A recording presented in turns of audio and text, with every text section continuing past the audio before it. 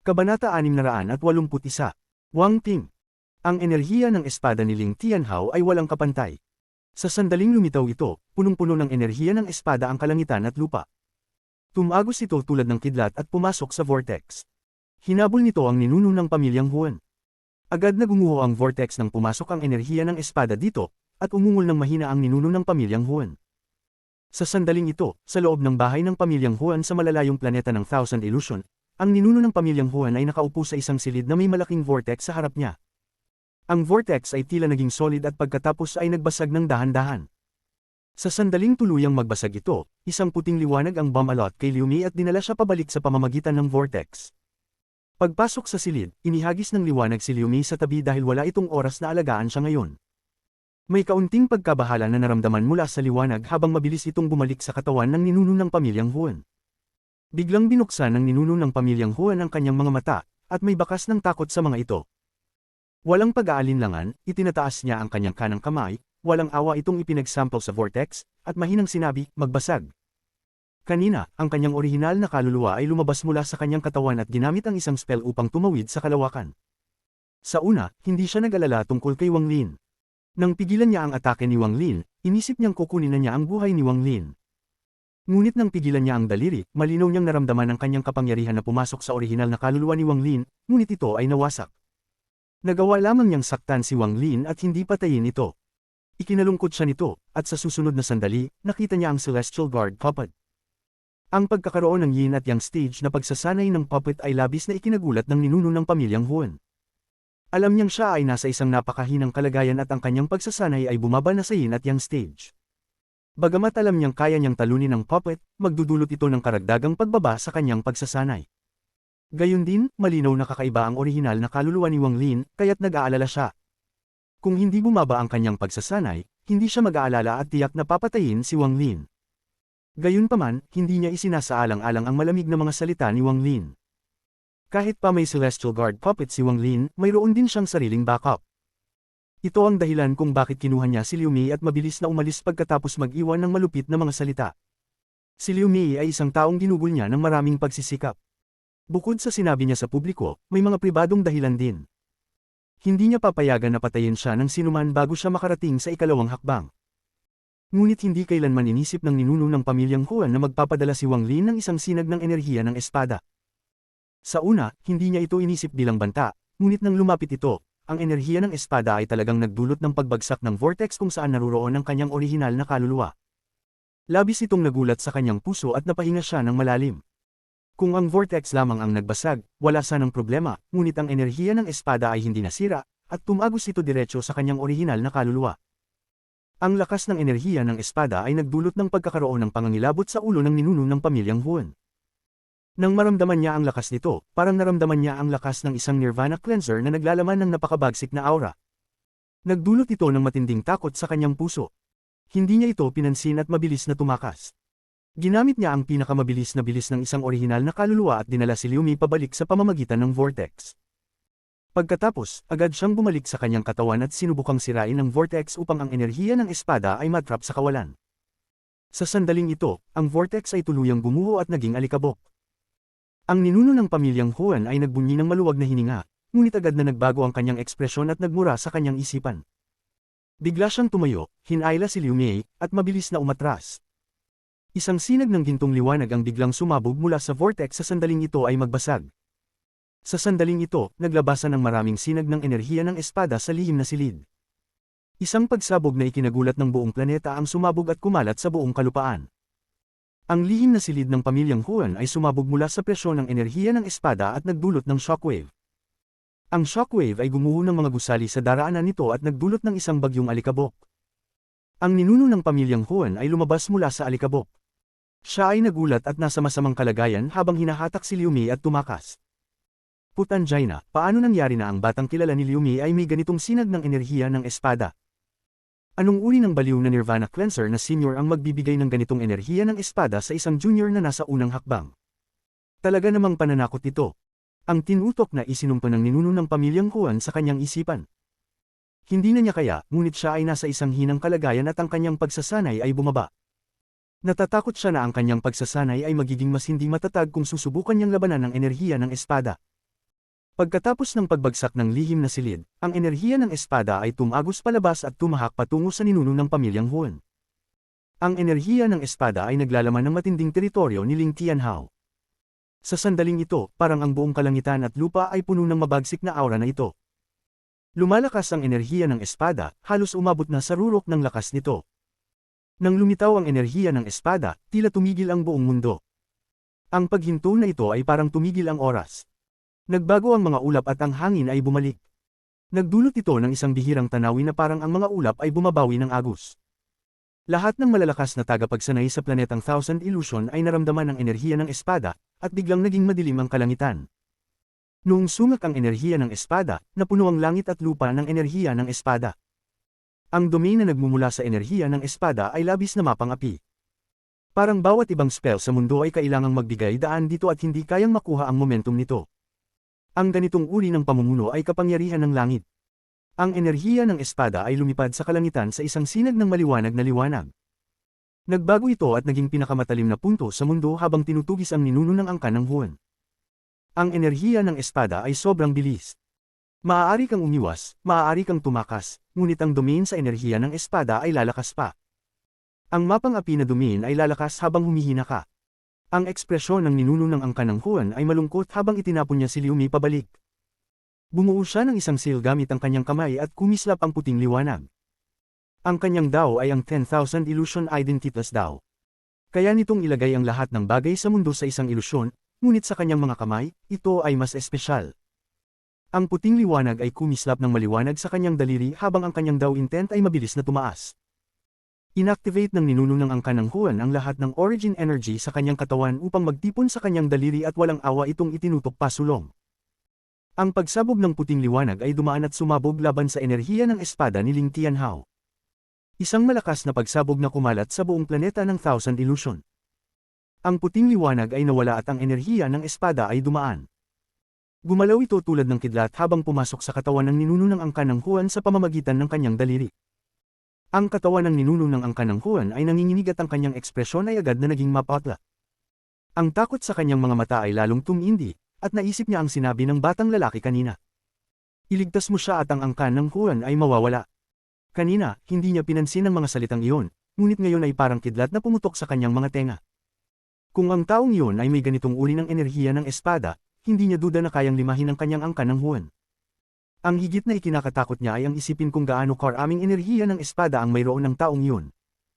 Kung ang taong iyon ay may higit sa 6 na sinag ng ganitong enerhiya ng espada, maliban na lamang kung mabawi ko ang aking Nirvana Scryer cultivation, tiyak na mamamatay ako. Hindi yun ang pinaka-nakakatakot na bahagi. Ang talagang nakakatakot ay ang may-ari ng enerhiya ng espada. Ang magbigay ng ganitong uri ng enerhiya ng espada sa isang batang tulad nito ay nangangahulugang malapit sila. Marahil isang direktang inapo. Ang anino ng ninuno ng angkan ng Huan ay kinilabutan. Kahit na may lakas ng isip, hindi niya maiwasang makaramdam ng takot. Bagaman siya ang ninuno ng angkan ng Huan at ang kanyang cultivation ay umabot na sa Nirvana Scryer stage, iyon ay nangangahulugang mas lalo siyang nakakaalam ng takot sa isang Nirvana Cleanser. Ang pangalawang hakbang ng cultivation ay sobrang layo mula sa unang hakbang. Sa unang hakbang, kung mayroon kang ilang pambihirang mga yaman o makapangyarihang mga spell, posibleng hamunin ang isang tao na may mas mataas na cultivation. Bagamat bihira, hindi ito imposibleng mangyari. Sa katunayan, kung magagamit ng mabuti ang mga mahikang yaman o spell, maaaring patayin ng isang taong may mas mataas na cultivation. Gayunpaman, imposibleng talunin ng isang tao na may mas mataas na cultivation sa pangalawang hakbang. Ang bawat antas ay pagkakaiba ng langit at lupa. Hindi na kailangang pag-usapan ang pagkakaibang Nirvana Scryer at Nirvana Cleanser. Ang pagkakaibang pagitan ng early stage at mid-stage ng Nirvana Scryer ay isang agwat na hindi matatawid. Ang enerhiya ng espada ng isang Nirvana Cleanser ay kayang magdulot ng matinding takot, kaya makikita ang pagkakaibang iyon. Sa oras na ito, ang pinakamahusay na desisyon ay ang ibigay si Liu Mei. Tumingin ang ninuno ng angkan ng Huan kay Liu Mei, na puno ng kalungkutan, at agad niyang iniwasan ang plano. Alam ng taong ito si Liu Mei, kaya sigurado ay galing siya sa Alliance Star System. Kahit gaano kalakas ang kanyang guro, kung wala siyang All Heaven Stone, hindi siya makakapasok sa sistemang ito maliban na lamang kung may sarili siyang transfer array.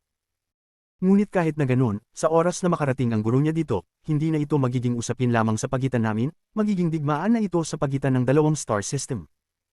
Sa oras na iyon, makakalabas ang mga makapangyarihang eksperto mula sa Thunder Celestial Hall. Sa kalaunan, kapag natupad ang plano ng matandang ito para kay Liu Mei, malamang ay aabot ang cultivation ko sa Nirvana Cleanser stage.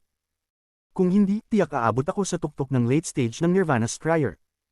Matapos magpasya, agad na ipinakalat ng ninuno ng angkan ng Hua ng kanyang Divine Sen sa buong planeta. Matandang kaibigan ng angkan ng Chen, kapatid Shu, may hinihingi akong pabor. Sa planetang Runyon, si Wang Lin ay nakatingin sa gumuho na vortex at binawi ang kanyang tingin. Ang kanyang mga mata ay tumigil sa itim na mist na napapalibutan ng Celestial Guard. Ang malalamang na mga sigaw ay umaabot mula sa loob ng itim na mist. Bawat sigaw ay parang matalim na espada na tumusok sa puso ni Wang Lin. Ang mga mata ni Wang Lin ay nagpakita ng konting sakit habang tinitingnan ang itim na mist. Sa tuwing ang magkaparehang mata ng ulap ay tumama sa mga mata ni Wang Lin, naglalabas ng matinding sama ng loob. Ito ang aking anak. Ito ang aking direktang inapo sa mundong ito. Dahan-daang naglakad si Wang Lin papasok sa lilim na ginawa ng Celestial Guard upang balutin ang puppet. May konting lamang sa kanyang mga mata. Nagatubili siya ng kaunti bago itaas ang kanyang kanang kamay at ipasok ang kanyang kamay sa mist. Walang pag-aalinlangan na kumagit ang galit na espiritu sa daliri ni Wang Lin. Ang matalim na mga pangil ay pumutol sa kanyang balat at ang malamig, galit na aura ay agad na pumasok sa katawan ni Wang Lin sa pamamagitan ng sugat. Hindi binawi ni Wang Lin ang kanyang kamay.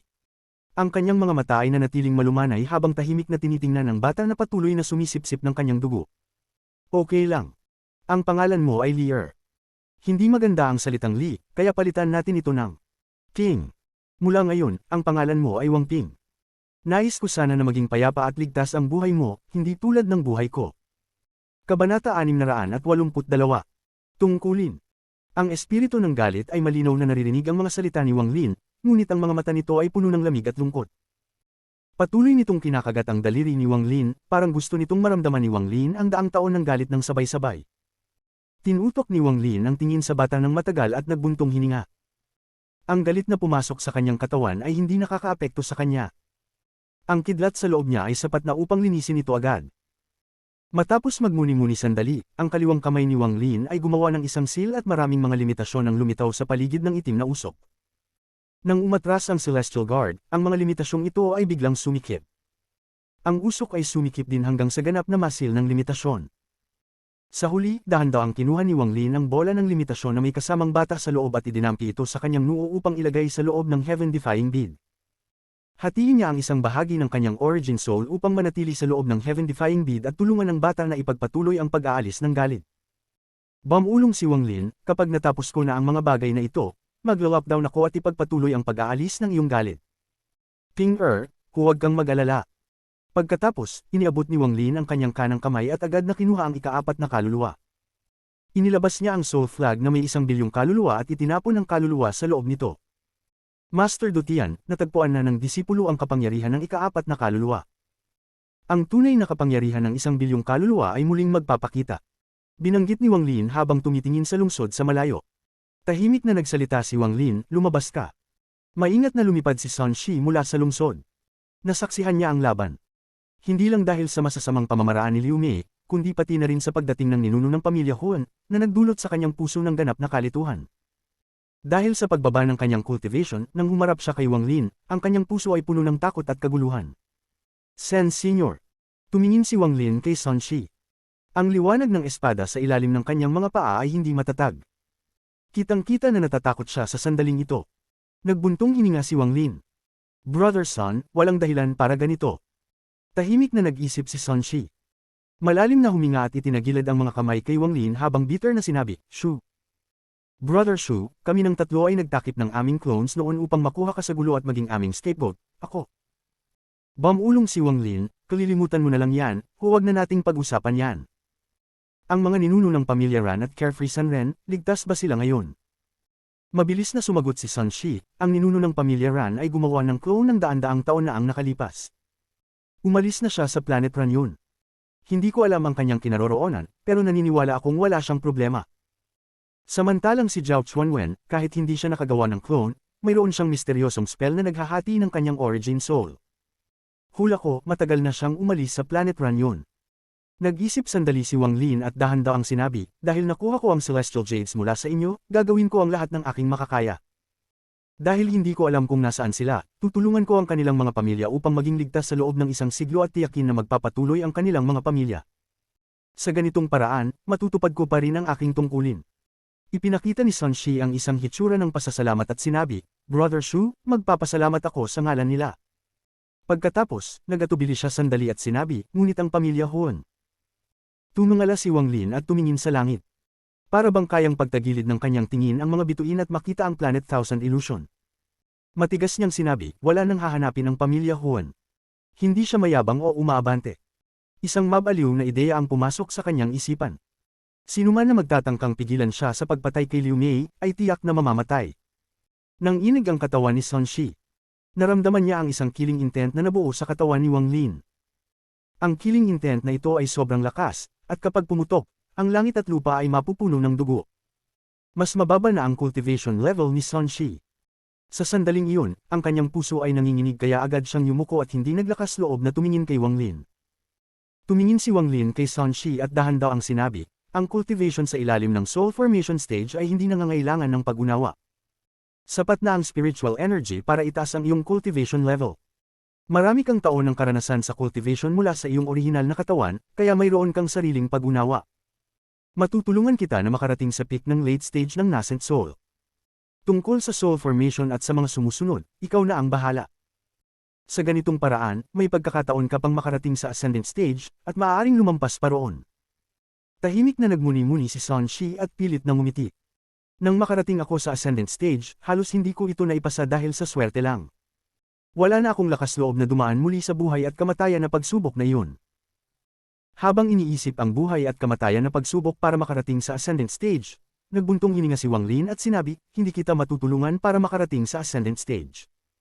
Sa pinakamataas, dahil nariyan pa ang iyong pag-unawa, matutulungan kita makarating sa soul transformation stage. Ngunit kakailanganin ito ng rank 8 cultivation peel, at hindi natataas pa ang iyong cultivation. Noong panahon na nasa planet Suzaku, nahulog sa pansin ng bansa ng Suzaku si Red Butterfly, kaya ang Zuyu ay itinaas sa isang rank 5 cultivation country. Ang Sect Master ay diretsyong itinaas mula sa Soul Formation Stage hanggang Soul Transformation Stage gamit ang kaparehong paraan, ngunit hindi na siya lalago pa sa buong buhay niya. Sa puntong ito, may rank 8 peel na si Wang Lin. Sa ilalim ng kanyang kontrol, kaya niyang gawing kayanin ni Sun Shi ang epekto ng peel. Nagngisi si Sun Shi at nagsabi, nang may determinasyon, Brother Shu, pipiliin ko ang huling opsyon. Hindi na nagsalita pa si Wang Lin. Itinaas niya ang kanyang kamay at itinutok ang daliri sa langit. Ang langit ay biglang dumilim at lumitaw ang ilog ng underworld na pinalibutan ang buong mundo. Para madagdagan ang cultivation level ni Sun Shi, kinakailangan ng malaking spiritual energy. Hindi ito kayang gawin ni Wang Lin mag-isa. Kailangan niyang gamitin ang kanyang sariling Dao upang kontrolin ang spiritual energy sa langit at lupa. Ang ilog ng underworld ay umabot at pagkatapos pumasok ang Dao intent ni Wang Lin, parang kumilos ang buong planeta. Ang mga nasirang spirit veins sa ilalim ng lupa ay nagsimulang magtipon. Mahinang sinabi ni Wang Lin, ang ikatlong kakayahan ng ilog ng underworld, ang lakas ng underworld. Isang ugong mula sa ilog ng underworld ang lumabas, at sabay ding naglabas ng malakas na puwersa ng pagsipsip. Ang buong planeta ay nanginig habang ang spiritual energy mula sa mga sirang spirit vein ay hinihila palabas. Ito ay lumipad mula sa ilalim ng lupa tulad ng mga dragon at inabsorb ng ilog ng underworld. Ang mga mata ni Wang Lin ay kumislap habang hinawakan niya si Sun Shi. Ibinato niya si Sun Shi sa ilog ng underworld at sumigaw, isara mo ang iyong mga mata at mag-cultivate. Sa loob ng ilog ng underworld, narinig ni Sun Shi ang mga paghihirap ng mga iyak na nagpatibok sa kanyang isipan. Agad niyang isinara ang kanyang mga mata at tumutok sa cultivation. Ang matinding spiritual energy ay pumasok sa kanyang katawan na parang baliw.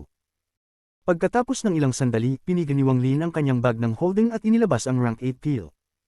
Binasag niya ang wax na nakabalot sa peel at ang matinding amoy ng gamot ay agad na sumabog mula rito. Inihagis niya ang peel sa ilog ng underworld. Pagdating sa kalagitnaan, naging berde itong gas at natunaw sa ilog ng underworld.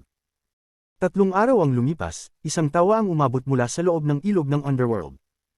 Binuksan ni Sun Shi ang kanyang mga mata at may liwanag sa kanyang mga mata. Ang kanyang katawan ay kumislap habang lumabas siya mula sa ilog ng underworld. Tinitigan niya ang kanyang sariling mga kamay at ang kanyang divine sense ay nag-scan sa kanyang katawan. Ang saya ay agad na nagpalakas ng kanyang mukha. Malalim na huminga siya at ang saya ay pamatong sa buong katawan niya. Malalim siyang yumuko kay Wang Lin at nagsabi, habang buhay akong magpapasalamat kay Brother Shu. Sa mga araw na iyon, patuloy na ginamit ni Wang Lin ang ilog ng underworld. Nang lumabas si Sun Shi, nawala ang ilog ng underworld. Tahimik na nagsalita si Wang Lin, ang iyong cultivation ay bumalik na sa mid-stage ng soul transformation, ngunit dito na ang limitasyon. Huwag mo nang pasalamatan ako. Tungkulin ko lang. Pagkatapos niyang magsalita, tumingala si Wang Lin at hinugot ang kanyang ulo sa langit. Maingat na sinabi, iiwan ko sa iyo ang mga bagay dito. Ayusin ang mga descendants ng 3 pamilya at maghintay sa aking pagbabalik. Tumapat si Wang Lin at mabilis na sumugod patungo sa langit. Ang atmosfera ay hindi kayang pigilan si Wang Lin. Parang isang meteor siya na dumadaan at pumutok sa planeta silang formation. Ang star compass ay naging isang sinag ng pilak na nagdala sa kanya patungo sa Planet Thousand Illusion. Ang Planet Thousand Illusion ay malinaw na nakalagay sa jade na ibinigay sa kanya ni Sunshine kanina. Ang pilak na liwanag ay dumaan sa mga bituin na may kasamang isang malupit na killing intent na nakatutok sa Planet Thousand Illusion. Umupo si Wang Lin sa posisyon ng lotus sa loob ng pilak na liwanag. Habang ang 3 araw na si Sunshine ay nagmumuni, ipinatupad ni Wang Lin ang matinding plano. Ang mga mata niya ay malamig na tiningnan ang hinaharap. Ang pamilya Huan ay matagal nang naruroon sa planeta ng Thousand Illusion. Ang kanilang kapangyarihan ay sobrang komplikado at malalim ang pagkakaugat. Ngunit, hindi ko naniniwala na maraming tao sa pamilya ang nasa pangalawang hakbang. Natatakot akong isa lamang ang naruroon sa kasalukuyan. Matapos lahat, ang mga cultivator sa pangalawang hakbang ay napakabihira. Kung ang ninuno ng pamilya Huan ay determinado talagang protektahan si Liu Mei, tiyak na mayroon siyang tutulungan. Matapos lahat, ang pamilya Huan ay isa lamang sa mga makapangyarihang pamilya sa planeta ng Thousand Illusion. Sa planeta ng Thousand Illusion, ipinadala na ng ninuno ng pamilya Huan ang utos sa lahat ng mga direktang miyembro ng pamilya na magtipon sa katimugang bahagi ng planeta at hindi pinapayagan silang umalis. Bukod dito, binuksan niya ang proteksyon ng pamilya Huan na sumasaklaw sa katimugang bahagi ng planeta sa isang protektibong liwanag na kalasag. Gayunpaman, sobrang dami ng mga miyembro ng pamilya Huan kaya't hindi sila lahat matawag pabalik sa isang maikling panahon. Nag-aalala ang ninuno ng pamilya Huan, kaya't nagpadala siya ng maraming senior cultivators mula sa pamilya upang ibalik sila sa punong tanggapan ng pamilya. May 3 malalaking pamilya ng cultivation sa planeta ng Thousand Illusion. Sila ay ang mga pamilya Chen, Huan, at Shu. Sa 3 pamilya, ang pamilya Chen ang pinakamalaki, ang pamilya Huan ang pangalawa, at ang pamilya Shu ang huli. Ang pamilya Chen ay may kabuuang 3 cultivator sa pangalawang hakbang. Sa ganitong malaking kapangyarihan, sila ang mga naghahari sa planeta ng Thousand Illusion, na kumokontrol sa hilaga at silang ang mga rehiyon. Habang ang pamilya Huan ay may kabuuang 2 cultivator sa pangalawang hakbang. Isa sa kanila ay namatay libu-libong taon na ang nakararaan sa isang pagbubukas ng Thunder Celestial Realm. Ang isa pa ay ang kasalukuyang ninuno. Sa usapin ng lakas, hindi na sapat ang kapangyarihan ng pamilya Huan upang maging pangalawa sa planeta ng Thousand Illusion. Gayunpaman, ang lahi ng kanilang pamilya ay maaaring masubaybayan hanggang sa isang celestial ng Thunder Celestial Realm. Ayon sa sabi-sabi, libu-libong taon na ang nakararaan, bago bumuho ang Thunder Celestial Realm, iniwan ng celestial ang isang pamana ng celestial na yaman at isang jade ng proteksyon ng pamilya sa punong tanggapan ng pamilya. Ang jade na iyon ay naglalaman ng isang spell mula sa celestial. Dahil dito, nakaya ng pamilya Huan na mapanatili ang kanilang posisyon kahit na ang isa sa kanilang mga ninuno ay matagal nang pumanaw. Tungkol sa pamilya Shu, ang kanilang misteryosong kalikasan ay nagdudulot ng takot sa 2 pamilya. Iba't ibang palatandaan ang nagpapakita na ang pamilya Shu ay may kaugnayan sa kilalang pamilya Shu sa planeta ng Donglin. Ang prestihiyo ng planeta ng Donglin ay labis na malaki, kaya't ang pamilya Shu ay naging isang karapat-dapat na pangatlong puwersa sa planeta ng Thousand Illusion. Sa kabutihang palad, ang pamilya Shu ay talagang hindi nagpapakita at karaniwan ay hindi nakikialam sa mga usapin na may kinalaman sa planeta. Ito ay nagbigay daan para sa 3 puwersa na magtagumpay ng magkasama, at bihira silang magkasalungat. Sa araw na ito, isa sa 3 ninuno na nakarating sa pangalawang hakbang sa pamilya Chen, isang matandang lalaki sa yin at yang na yugto, ay umalis sa punong tanggapan ng pamilya Chen at mabilis na tumakbo patungo sa mga bituin. Ang kanyang target ay si Wang Lin. Kabanata 683. Paggugulat kay Chen Qizi upang umurong. Si Chen Qizi ay isa sa 3 mga ninuno ng pamilya Chen. Siya ay nag-ensayo ng mahigit 10,000 taon at kaibigan siya ng ninuno ng pamilya Huan noong kabataan nila, kaya malapit ang kanilang ugnayan. Sumakay siya sa isang sinag ng liwanag palabas ng planetang Thousand Illusion. Nakaupo siya sa gitna ng mga bituin at malamig na tinitigan ng malalayong tanawin, naghihintay. Hindi siya kumakatawan sa pamilya Chen sa paglalakbay na ito kundi tumutulong ng pribado sa ninuno ng pamilya Huan. Ngunit hindi siya tumutulong ng libre dahil may mata siya sa isa sa mga yaman ng pamilya Huan. Kailangan ko lang patayin ang batang iyon at makukuha ko na ang yaman na iyon. Marami talagang problema dito. Si Huan Kuking ay palaging kuripot, ngunit ngayon ay sobrang bukas palad siya. Si Chen Quizi ay mukhang nasa 40 taon. Walang kahit isang puting buhok sa kanyang ulo at mukhang napakagwapo. Ang mga puti niyang kasuotan ay nagbibigay sa kanya ng anyo ng isang celestial. Maaaring maging mahirap itong batang mayabang na ito. Ang nakakatakot na enerhiya ng espada na lumitaw sa pamilya Huan dati ay malamang na may kaugnayan sa batang ito. Hindi ako pwedeng maging padalos-dalos sa bagay na ito. Kapag dumating ang batang ito, kailangan ko munang magmasid ng mabuti. Kung may pagkakataon akong kumilos, hindi ko alintana ang pumatay kapalit ng yaman, kung hindi, wala akong dahilan para magtanim ng binhi ng kapahamakan para lamang sa yaman. Matapos magdesisyon si Chen Quizi, pumikit siya at nanatiling hindi gumagalaw sa gitna ng mga bituin. Ilang araw ang lumipas, isang sinag ng pilak na liwanag ang dumating patungo sa planeta na parang isang meteor. Nakaupo sa pilak na liwanag, malamig na tinitigan ni Wang Lin ang malalayong planetang Thousand Illusion na naglalabas ng iba't ibang makukulay na liwanag. Dumating siya na may intensyon ng pagpatay, at ang sinumang magtangkang hamarang sa kanya ay magiging kanyang kaaway. Habang dumadagsa ang pilak na liwanag sa kalawakan, binuksan ni Chen Quizi ang kanyang mga mata at kalmado niyang tinignan si Wang Lin. Nakita rin ni Wang Lin si Chen Quizi. Bahagyang lumaki ang kanyang mga mata at naging malamig ang kanyang titig. Talaga nga may mga tumutulong siya. Sumangguni ka, huminto ka. Ang boses ni Chen Quizi ay una munang mahina, ngunit mabilis itong kumalat na parang kulog. Naging malamig ang titig ni Wang Lin nang tingnan si Chen Quizi. Mga salitang may kasamang batas. Ang pilak na liwanag mula sa Star Compass ni Wang Lin ay tila kumupas mula sa bigat ng mga salitang ito. Siyempre, hindi niya matutukoy ang antas ng pagninuno ng taong ito gamit ang kanyang sariling divine sense. Ngunit sa pagsasanib ng Celestial Guard, madali niyang natukoy na ang taong ito ay nasa illusory yin ng yin at yang na antas. Bagaman ang Celestial Guard puppet ay nasa illusory yin na antas, hindi ito maihahambing sa isang tunay na cultivator sa nasabing antas. Alam ni Wang Lin ang kahinaan ng Celestial Guard. Gayunpaman, dahil sa mga spell na tanging sa kanya lamang, hindi rin ito mahina. Ang mga mata ni Chen Quizi ay kalmado habang dahan-dahan niyang sinabi, dumating ka ba dahil sa pamilya Huan? May bahid ng paghamak ang kanyang tinig. Tumayo si Wang Lin sa Star Compass habang nakatingin sa lalaki at malamig na sinabi, tama. Sa ganitong batang edad at sinasabi ng tanggalin ng isang pamilya. Hindi ba't tinuruan ka ng iyong guro? Sabihin mo sa akin ang pangalan ng iyong guro, baka kilala ko siya at maiiwasan mong mamatay. Tinitigan ni Chen Quizi si Wang Lin at maingat siyang pinagmamasdan. Sa pananaw ni Chen Quizi, wala namang kakaibang bagay sa batang ito. Mababa pa ang antas ng kanyang cultivation, hindi pa nga sa kalagitnaan ng ascendant. Nang ang mga mata ni Chen Quizi ay tumuon sa anino sa ilalim ng mga paa ni Wang Lin, kumunot ang kanyang mga mata. Illusory yin puppet. Bagaman kalmado ang mga mata ni Chen Quizi, nanlaki ang kanyang mga mata sa kanyang isipan. Anong klaseng pamilya ang magiging sobrang bukas palad para gawing isang makapangyarihang cultivator sa yin at yang na antas bilang puppet at ibigay ito sa isang batang ito? Ito ay sobrang nakakakilabot. Habang tinatitigan ni Chen Quizi ang anino sa ilalim ni Wang Lin, lumabas ang kaunting kasakiman sa kanyang mga mata. Malamig ang titig ni Wang Lin habang kalmado niyang sinabi, Senyor, ito ay isang personal na alitan sa pagitan ko at ng pamilya Huan. Mangyaring huwag makialam. Nagmumuni si Chen Quizi sa kanyang isipan. Sa isang banda, nais niya ang puppet na ito, ngunit sa kabilang banda, natatakot siya sa pinagmulan ng pamilya ng batang ito. Sa huli, nanag ang kasakiman kaysa sa kanyang pag-iisip. Sa pananaw niya, ang halaga ng isang illusory yin puppet ay sobra na.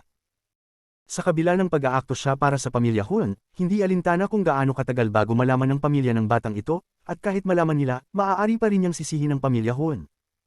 Sa pagsanib ng mga pamilya Chen at Huan, kahit isa pang pamilya ay kailangang mag-isip ng mabuti kung magtutunggali sila.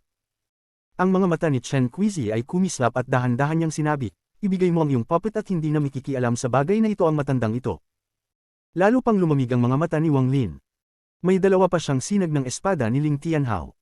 Bago siya pumasok sa Tide Abyss, may dalawa siyang sinag. Pagkatapos niyang gamitin ang isa upang tulungan ang sinaunang demonyo at nakakuha pa ng dalawa sa loob ng Tide Abyss, kaya mayroon siyang kabuuang 3 sinag. Ang anino sa ilalim ng mga paa ni Wang Lin ay kumislap at lumitaw ang Celestial Guard. Isang bahagyang kilig ng laban ang kumislap sa mga mata nito habang tinititigan si Chen Quizi. Sumigaw si Wang Lin. Patayin! Ang mga mata ng Celestial Guard ay kumislap ng maliwanag at lumakad ito pasulong. Kasabay ng paggalaw ng parehong mga kamay nito, pumutok ang ilang bitik sa kalawakan. Ang mga mata ni Chen Quizi ay biglang kumurap, ngunit hindi siya tumayo at nanatili siya nakaupo. Ang kanyang kanang kamay ay bumuo ng mga seal sa kanyang harapan at nagsimulang magbulong. Niluluwa niya ang mga rune isa-isa at agad siyang napaligiran ng mga ito. Ang bawat isa sa mga rune ay naglalabas ng makapangyarihang aura, at mabilis itong lumapit sa Celestial Guard. Ang Celestial Guard ay ginawa ni Celestial Emperor Qin Lin na may layuning gayahin ng isang sinaunang Diyos, kaya karamihan ng mga kakayahan nito ay ipinapakita sa kapangyarihan ng katawan nito. Sa puntong ito, bumuo ng seal ang Celestial Guard at isang pagsabog ng gintong liwanag ang lumitaw sa kanyang mga kamay. Nang maglaon, ang gintong liwanag ay pinalibutan ng buong katawan nito at naging isang gintong tao. Lumakad ito pasulong at nagbigay ng isang suntok. Ang suntok na ito ay nagdulot ng isang serye ng mga tunog ng pagsabog sa kalawakan. Nagkaroon ng mga bitik sa buong paligid, at ang suntok ay nagdulot ng pagkabasag sa lahat ng mga rune sa daraanan nito. Ang mga mata ni Chen Qizi ay nagpakita ng kakaibang liwanag at ngumiti siya. Pati isang puppet na nakatutok sa body refining. Tiyak na makukuha ko ang puppet na ito. Pagkatapos nito, binago niya ang chant.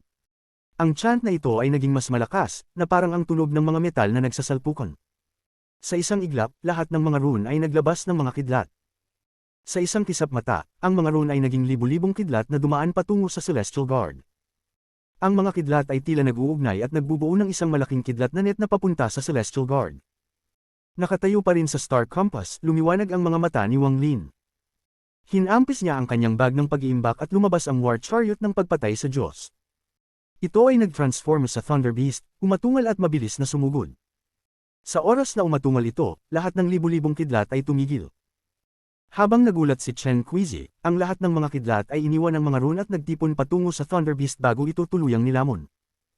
Ang katawan ng Thunder Beast ay biglang lumaki ng isang beses. Umatungal ito ng malakas at ang mga mata nito ay napuno ng mga kidlat. Ito ay Thunder Beast. Tumayo si Chen Qizi, at ang kanyang ekspresyon ay nagbago ng malaki. Tinitigan niya ang Thunder Beast at huminga ng malalim. Tama, ito ang dahilan kung bakit mayroon kang ganitong malupit na enerhiya ng espada at isang illusory puppet. Dahil ikaw ay mula sa Thunder Celestial Temple. Si Chen Qizi ay huminga ng malalim at agad niyang binawi ang lahat ng mga rune at ang kanyang puso ay hindi na naghahangad ng puppet. Ang ekspresyon ni Chen Qizi ay pamatla at mabilis niyang sinabi, "Mahal na kaibigan, pakiusap patawarin mo ako." Ang matandang ito ay nagkamali. Isang hindi pagkakaintindihan. Hindi na siya nagkaroon ng anumang anyo ng pagiging makapangyarihang cultivator. Talaga bang sinubukan kong nakawin mula sa Thunder Celestial Temple? Ito talaga, ang mukha ni Chen Qizi ay puno ng kapaitan. Maaari niyang provoke ang kahit anong pamilya sa All Heaven Star System, ngunit hindi niya kayang magprovokasyon sa Thunder Celestial Temple. Hindi niya kayang magpakita ng kahit kaunting hindi paggalang sa Thunder Celestial Temple.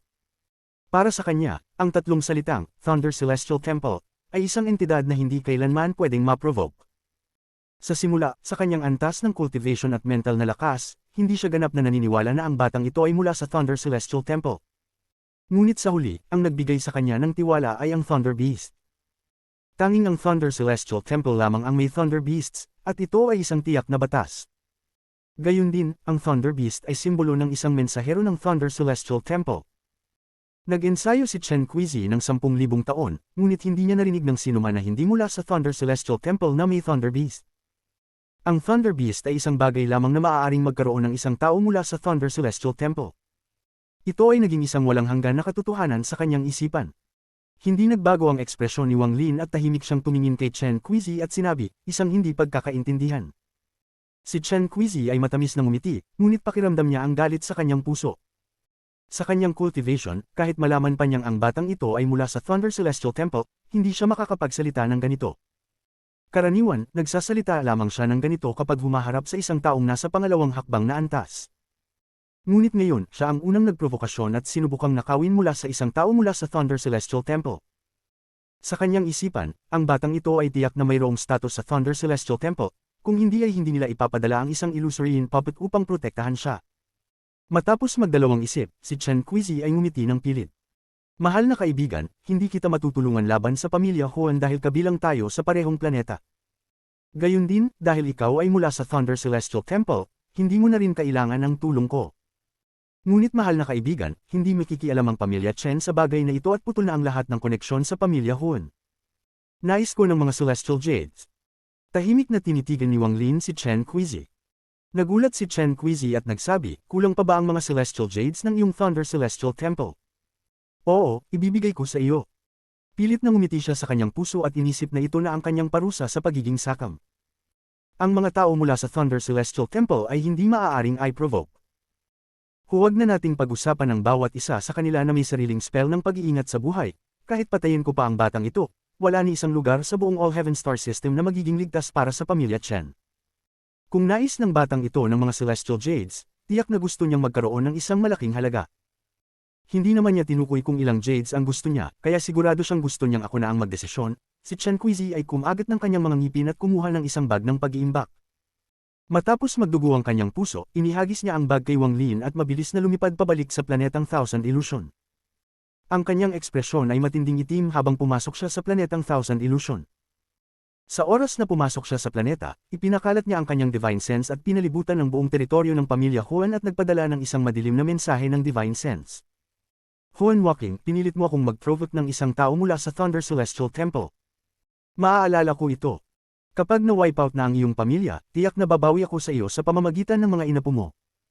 Si Huan Walking, ninuno ng pamilya Huan, ay nagkunot ng noo sa loob ng bahay ng ninuno ng pamilya Huan at nagpadala ng isang divine message. Hindi siya mula sa Thunder Celestial Temple, mula siya sa Alliance Star System tulad ng ampun kong anak na babae. Buwisit. Naruroon din ang iyong Divine Sense. Hindi mo ba nakita ang Thunder Beast? Ang Thunder Beast ay tanging nasa Thunder Celestial Realm at siyang simbolo ng mga mensahero ng Thunder Celestial Temple. Nagngit-ngit ng galit si Chen Qizi at inisip, Huan Walking, hanggang ngayon ay tinatago mo pa ito sa akin. Maaalala ko ito. Kabanata 684. Pagkabasag ng pamilya Huan. Thunder Celestial Temple. Hindi ito ang unang pagkakataon na narinig ni Wang Lin ang pangalang ito. Tinutok niya ang tingin sa Thunder Beast bago pumasok sa planetang Thousand Illusion. Matapos ilagay ang Star Compass, pumasok siya sa atmosphere ng planetang Thousand Illusion. Isang malaking kalupaan ang sumalubong kay Wang Lin. Ipinalawak niya ang kanyang Divine Sense at tumutok sa timog. Pagkatapos, tumakbo siya patungo roon na parang isang meteor. Sa loob ng ancestral home ng pamilya Huan sa katimugang bahagi ng planeta, ang ninuno ng pamilya Huan na si Huan Walking ay may mga kamay sa likod. Tumingala siya sa langit na may malungkot na ekspresyon. Sa kanyang tabi ang mga tuwirang inapo ng pamilya Huan. Nakatayo sila sa dalawang hanay at tahimik silang lahat. Ngunit may bahid ng hindi pagkakasunduan na lumitaw sa kanilang mga mata pero pinipigilan nila ito. Nakatayo rin sa tabi ng ninuno ng pamilya Huan si Liu Mei. Tahimik siyang nakatingin sa langit at walang nakakaalam kung ano ang nasa kanyang isipan. Samantalang ang ibang miyembro ng pamilya ay nasa iba't ibang mga silid. Hindi lahat ng miyembro ng pamilya ay narito dahil may mga hindi nakabalik agad. Tumingin ang ninuno ng pamilya Huan sa langit at nagsalita sa isang seryosong tono, Liu Mei, itatanong ko pa sa iyo, sigurado ka bang ang taong ito ay mula sa Alliance Star System tulad mo? Bumagsak si Liu Mei at hindi nagsalita. Paano kaya magkaroon ng isang tao mula sa Alliance Star System ng Thunder Beast? Maging si Huan Walking ay lubos na naguguluhan sa usaping ito. Hindi niya alam na ang lumikha ng Diyos na makakakawasak na War Chariot ay maraming kaibigan. Upang i-refine ang soul ng War Chariot, naglakbay siya sa Thunder Celestial Realm at ginamit ang hindi kilalang pamamaraan upang makuha ang ilang Thunder Beasts mula sa Emperor ng Thunder Celestial Realm. Sa sandaling ito, sa ilalim ng mga mata ng ninuno ng pamilya Huan, isang kidlat ang dama pumula sa malayong horizon at isang meteor ang tumagos sa langit patungo sa pamilya Huan. Si Wang Lin yun. At sa tabi niya ay ang Thunder Beast. Ang hayop ay umatungal at ang kidlat ay dumaan sa katawan nito habang tinutok ang matalim na mata sa pamilya Huan. Nawala ang liwanag habang lumabas si Wang Lin. Sa ilalim niya ay ang formation ng ancestral home ng pamilya Huan. Ang ancestral home ng pamilya Huan ay napakalaki. Mula sa malayo, mukhang isang lungsod. Itim ito, tila ginagaya ang sinaunang tahanan ng isang mabagsik na primal beast. Isuko si Liu Mei. Malamig ang boses ni Wang Lin. Ang malamig na tingin niya ay napako kay Liu Mei, na nasa tabi ng ninuno ng pamilya Huan. Nagpakita sa mga mata ni Liu Mei ng komplikadong emosyon. Pinadapo niya ang kanyang ulo na parang hindi niya kayang harapin si Wang Lin. Mayabang. Ang mga mata ng ninuno ng pamilya Huan ay kumislap at sumigaw, "Bata, sirain mo muna ang formation ng pamilya Huan bago mo sabihin ang mga salitang iyon." Ang ekspresyon ni Wang Lin ay nanatiling malamig habang pinatpat ang ulo ng Thunder Beast. Agad na umatungal ang Thunder Beast at naglabas ng maraming kidlat. Ang mundo ay napuno ng kulog. Agad na naging malamig ang langit at nagsimulang magbuo ng maraming madilim na ulap. Habang patuloy na umaatungal ang Thunder Beast, nagsimulang magbigay ng maraming kidlat sa mga ulap. Ang mga apat na paa ng Thunder Beast ay gumalaw at ang buong katawan nito ay nagsimulang maglabas ng kidlat. Bigla itong umatungal ng malakas na roars na nagdulot pa ng higit pang kidlat sa langit bago ang lahat ng iyon ay bumagsak na parang ulan sa ancestral home ng pamilya Hoon. Sumabog ang isang serye ng tunog na parang kidlat sa buong mundo sa sandaling iyon. Ang mga kidlat ay tila nagmula sa langit at bumagsak sa formation. Ang formation ng proteksyon ng pamilya Hoon ay agad na nagsimulang kumislap habang maraming alon ang lumitaw dito. Inabsorb nito ang malaking bahagi ng kidlat at pinawi ang iba. Ang mga mata ni Wang Lin ay naging mas malamig. Kinagat niya ang dulo ng kanyang daliri at isang patak ng dugo ang lumipad patungo sa pagitan ng mga mata ng Thunder Beast. Seal, buksan. Pagkarinig ng malamig na mga salitang iyon ni Wang Lin, agad na nayanig ang katawan ng Thunder Beast. Kasabay nito, ang kapangyarihan ng kidlat ay sumabog mula sa katawan ng hayop, nagbunsod ng isang malakas na bagyo. Ang bagyong ito ay kasing laki ng epekto sa mga ulap sa langit. Ang mga kidlat at kulog ay dumaan patungo sa bagyo at nagbuo ng isang net sa paligid nito. Sirain ang formation. Sumigaw si Wang Lin at umabot sa rurok ang kapangyarihan ng Thunder Beast. Sa sandaling ito, ang maraming buhangin at graba ay lumulutang sa hangin na parang isang misteryosong kapangyarihan ang pumapalibot sa buong mundo. Pati na rin ang mga miyembro ng pamilya Hoan na nasa loob ng formation ay naramdaman ng hindi masukat na kapangyarihan, kaya ang kanilang mga mukha ay pumuti. Ang ilan sa kanila ay matalino at kilala agad ang Thunder Beast, kaya't ang kanilang ekspresyon ay nagbago ng malaki. Ancestor, ito. Ito ang Thunder Beast. Kanina, ang mensahe ni Chen Qizi ay para lamang sa ninuno ng pamilya Hoon, kaya hindi nila alam ang tungkol sa pag-iral ng Thunder Beast. Ancestor, ang Thunder Beast ay kumakatawan sa Thunder Celestial Temple. Ancestor, mag-isip ng mabuti tungkol dito. Ancestor, ang magdudulot ng sakuna sa ating pamilya Hoon para lang sa isang banyagang miyembro ay mali. Ang mga tuwirang inapo ay hindi na kayang magtago pa matapos ang umatungal ng Thunder Beast at nagsimula ng magprotesta. Sinuportahan nila ito mula noong dumating si Liu Mei, kaya't umabot na ito sa sukdulan sa panahon ng Bloodline Ritual at nag-explode na ngayon. Manahimik kayo. Pinagmasdan ng ninuno ng pamilya Hoan ang paligid na may malamig na mata, at ang kanyang mga mata ay nagniningning. Sa puntong ito, dumating ang bagyong nilikha ng Thunder Beast at tumama ang Thunder Beast sa formation. Kanina, ang kidlat na bumagsak mula sa langit ay hindi pa sapat upang masira ang formation. Ngunit ngayong dumaan na ang Thunder Beast, tila ang lahat ng langit na kulog ay naging isa na at tumama sa formation. Ang lakas ng impact ay sobrang lakas. Sa sandaling ito, ang madilim na ulap ay naging masiksik at ang mga buhangin at graba ay lumipad sa langit. Para bang tanging ang Thunder Beast at ang bagyong dala nito ang nag-iisang naruroon. Ang angal ng Thunder Beast ay sumabog sa buong langit at lupa. Grabe itong nakakagulat. Agad na sumalpak ito sa formation. Ang tunog ng kidlat at kulog ay dumagundong sa buong planeta sa sandaling iyon. Boom! Ang bagyong likha ng Thunder Beast ay nagbago ng mga kidlat na patuloy na tumama sa formation ng pamilya Hoon. Sa gitna ng bagyo, ang Thunder Beast ay naging parang isang pangil na nagdulot ng pagbaluktot sa formation dahil sa lakas ng impact. Ang tunog ng kidlat at kulog ay umaabot sa langit at lupa. Para bang galit na ang langit. Sa tahanan ng pamilya Chen, si Chen Qizi ay ngumisi. Ang mga miyembro ng pamilya Hoon ay nagsimulang manghina. Maliban sa ninuno ng pamilya Hoon, ang lahat ay nagsimulang magpanik. Lumaki ang mga tao mula sa All Heaven Star System na lumaki sa ilalim ng Thunder Celestial Temple, kaya't mayroon silang hindi maipaliwanag na paggalang at takot sa Thunder Spells. Sa puntong ito, nang haharapin ang pagsalakay mula sa Thunder Beast na kumakatawan sa Thunder Celestial Temple, hindi na ang kanilang pagnanasa ang sanhi ng kanilang pagkabalisa kundi ang kanilang puso. Hindi tumitigil ang mga malalakas na tunog ng kulog ng thunderstorm at patuloy na nagbigay ng maraming kidlat, sirain ng formation. Ngunit dahil ito ay isang malaking formation ng pamilya Hoon, malaki ang lakas nito. Kahit nasa ganitong klase ng pagsalakay, tumayo ito ng walang anumang senyales ng pagkabasag. Ang ekspresyon ng ninuno ng pamilya Hoon ay malungkot habang tinitingnan niya si Wang Lin sa labas ng formation at iniisip, gamitin mo ang sword energy. Kung hindi madaling masira ang formation na ito. Pagkatapos mong maubos ang sword energy, doon lang kita sasalakayin at papatayin. Habang ang bagyong tinatangay ng Thunder Beast ay patuloy na umaatake, ang anino sa ilalim ni Wang Lin ay kumislap. Lumitaw ang Celestial Guard, humakbang pasulong, at nagbigay ng isang suntok. Ang suntok na ito ay parang pinalitan ng lahat ng liwanag sa mundo, dahil naglabas ito ng nakakasilaw na gintong kislap. Sa sandaling ito, parang kumupas ng kaunti ang kidlat. Boom!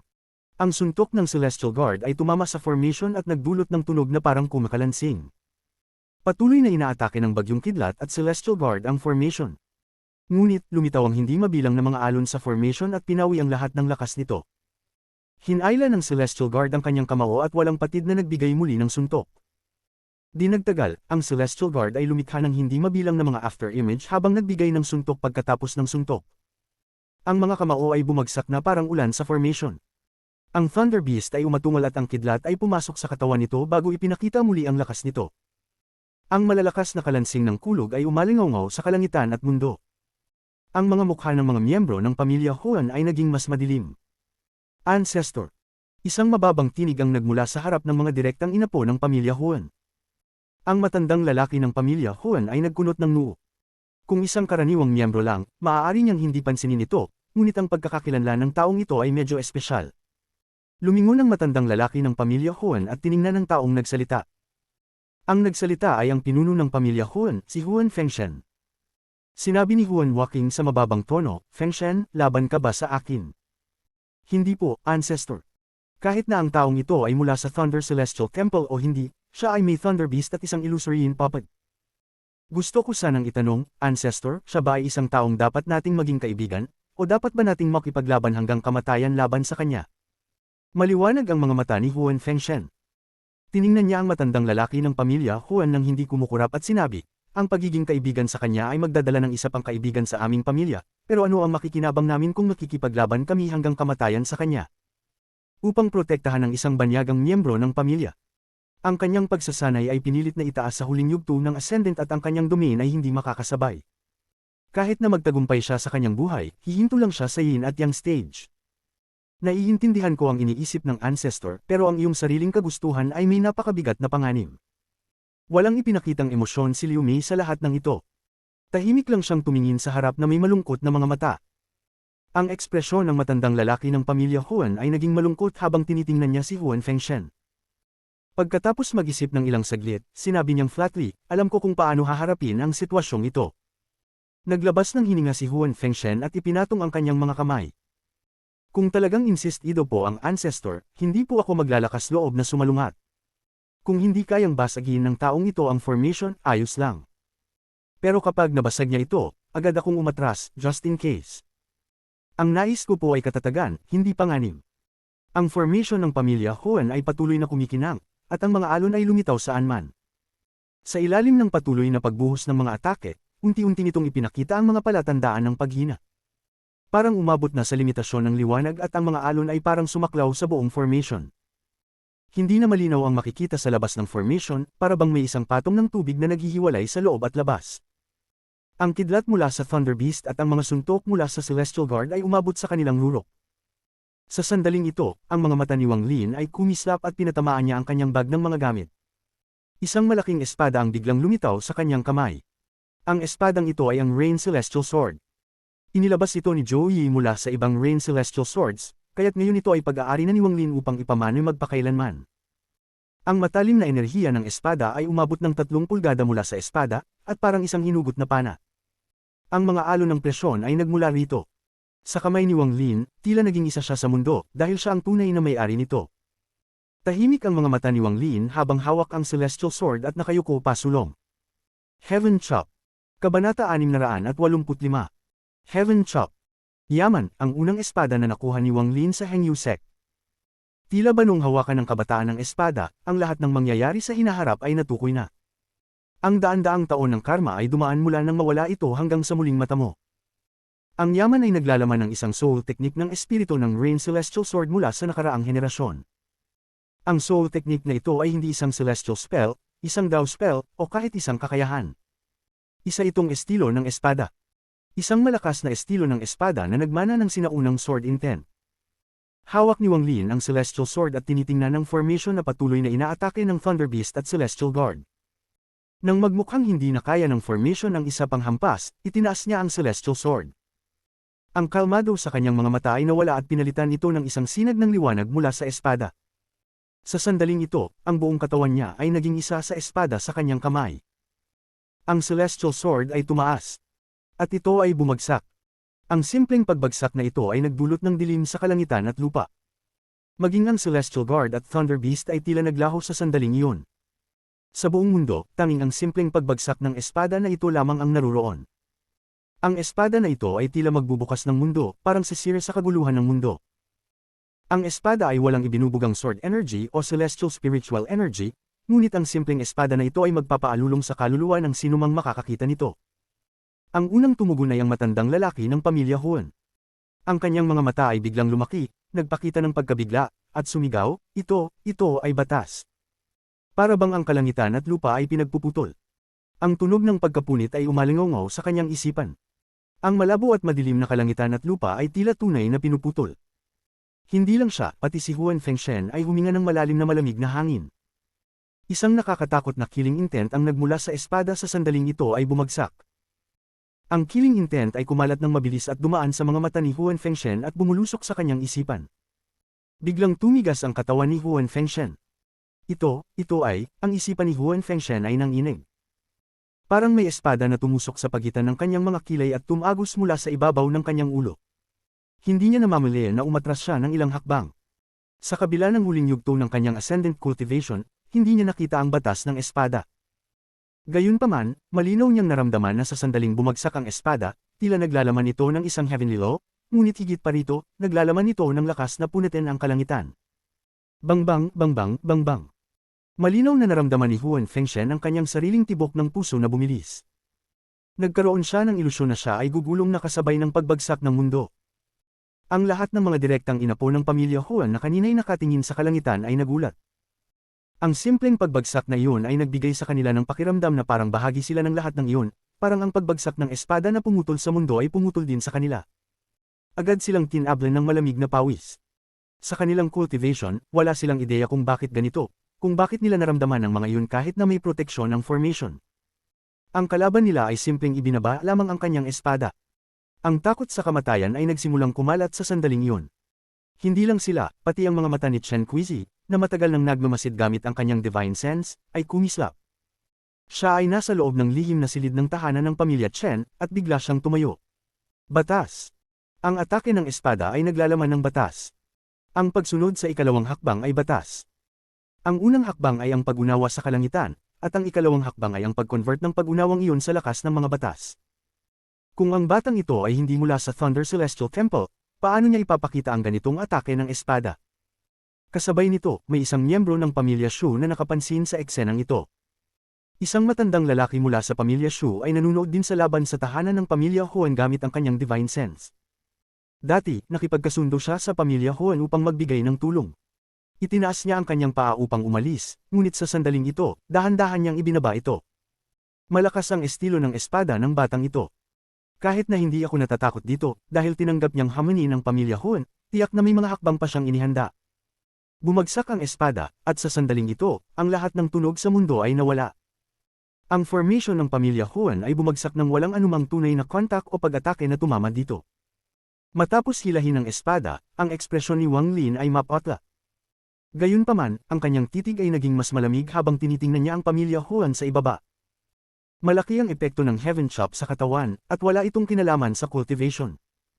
Nakasalalay ito sa origin energy mula sa isang malapit na integrasyon ng origin soul at katawan. Ang origin soul at origin energy ng isang ascendant cultivator ay pinagsama bilang isa. Gayunpaman, ang Heaven Chop ay maaaring paghiwalayin ng isang bahagi ng origin energy. Ang isang ascendant cultivator ay may limitadong dami ng origin energy, at kapag masyado nang nawalan, bababa ang kanilang cultivation. Sa kabutihang palad, mayroon si Wang Lin ng ascendant crystal ni Joey, kaya may kaunti siyang higit na origin energy kaysa sa karamihan ng mga cultivators. Tahimik na tahimik ang pamilya Huan. Ang titig ni Huan Waking ay naging mas malungkot habang tinitingnan niya si Wang Lin at malamig na nagsabi, binigyan kita ng pagpapahalaga. Sa pagkakaroon mo ng ganitong estilo ng espada sa kabila ng pagiging nasa ascendant stage, talagang malakas ka. Gayunpaman, ang agwat ng unang hakbang at ikalawang hakbang ay masyadong malaki. Kung ipapakita mo ang art ng espada na iyon sa ikalawang hakbang ng cultivation, baka interesante pa, pero walang silbi ngayon. Ngayon, binasag mo ang formation ng pamilya Huan, kaya walang duda na mamamatay ka. Pakiusap, Ancestral Jade. Sumigaw ang matandang lalaki ng pamilya Huan ng malakas. Isang makapangyarihang puwersa ang biglang dumaan mula sa ancestral home ng pamilya Huan. Ang puwersang ito, na puno ng isang pakiramdam ng pagkakaisa, kumalat tulad ng isang celestial na hangin at pinalibutan ang pamilya Huan. Isang gintong jade ang dahan-daang lumutang patungo sa ere mula sa isang bahay malapit. Ang puwersang ito ng pagkakaisa ay nagmumula sa jade na ito. Sa sandaling lumitaw ang jade, para bang isang hiwalay na mundo ang nahati mula sa planeta. Pinapayagan itong maging isang sariling realm ang tahanan ng pamilya Huan. Tinutok ng matandang lalaki ng pamilya Huan ang kanyang tingin kay Wang Lin at nagpakita ng isang mapanlit na ngiti. Maliban kung kinakailangan, hindi siya kikilos ng personal, dahil natatakot siya sa sword energy ni Wang Lin. Noong una, nang humiling siya kay Chen Qizi na tumulong, layunin itong ubusin ang sword energy ni Wang Lin. Ang formation ng pamilya Huan ay ginawa upang magsagawa ng kaparehong layunin. Ngunit hindi niya naisip na sa halip na makipaglaban, si Chen Qizi ay umatras. Ang pamilya's formation ay nabasag hindi dahil sa sword energy, kundi dahil sa pinagsamang puwersa ng Thunder Beast, Puppet, at batas mula sa espada. Ngayon, wala na siyang magawa kundi magngiti ng mapanlit at tawagin ang Jade na iniwan ng kanilang Celestial Ancestor. Ang Jade na ito ay naglalaman ng isang spell ng Celestial Ancestor mula sa Thunder Celestial Realm. Naabot ng pamilya Huan ang kanilang kalagayan ngayon dahil sa Jade na ito at isang yaman na iniwan ng Celestial Ancestor. Iniisip ni Huan Waking, sayang, ang Celestial Treasure ay nawala kasabay ni Huan Wuxiang ilang libong taon na ang nakaraan. Kung mayroon sana silang Celestial Treasure, hindi na kailangan pang tawagin ng Jade.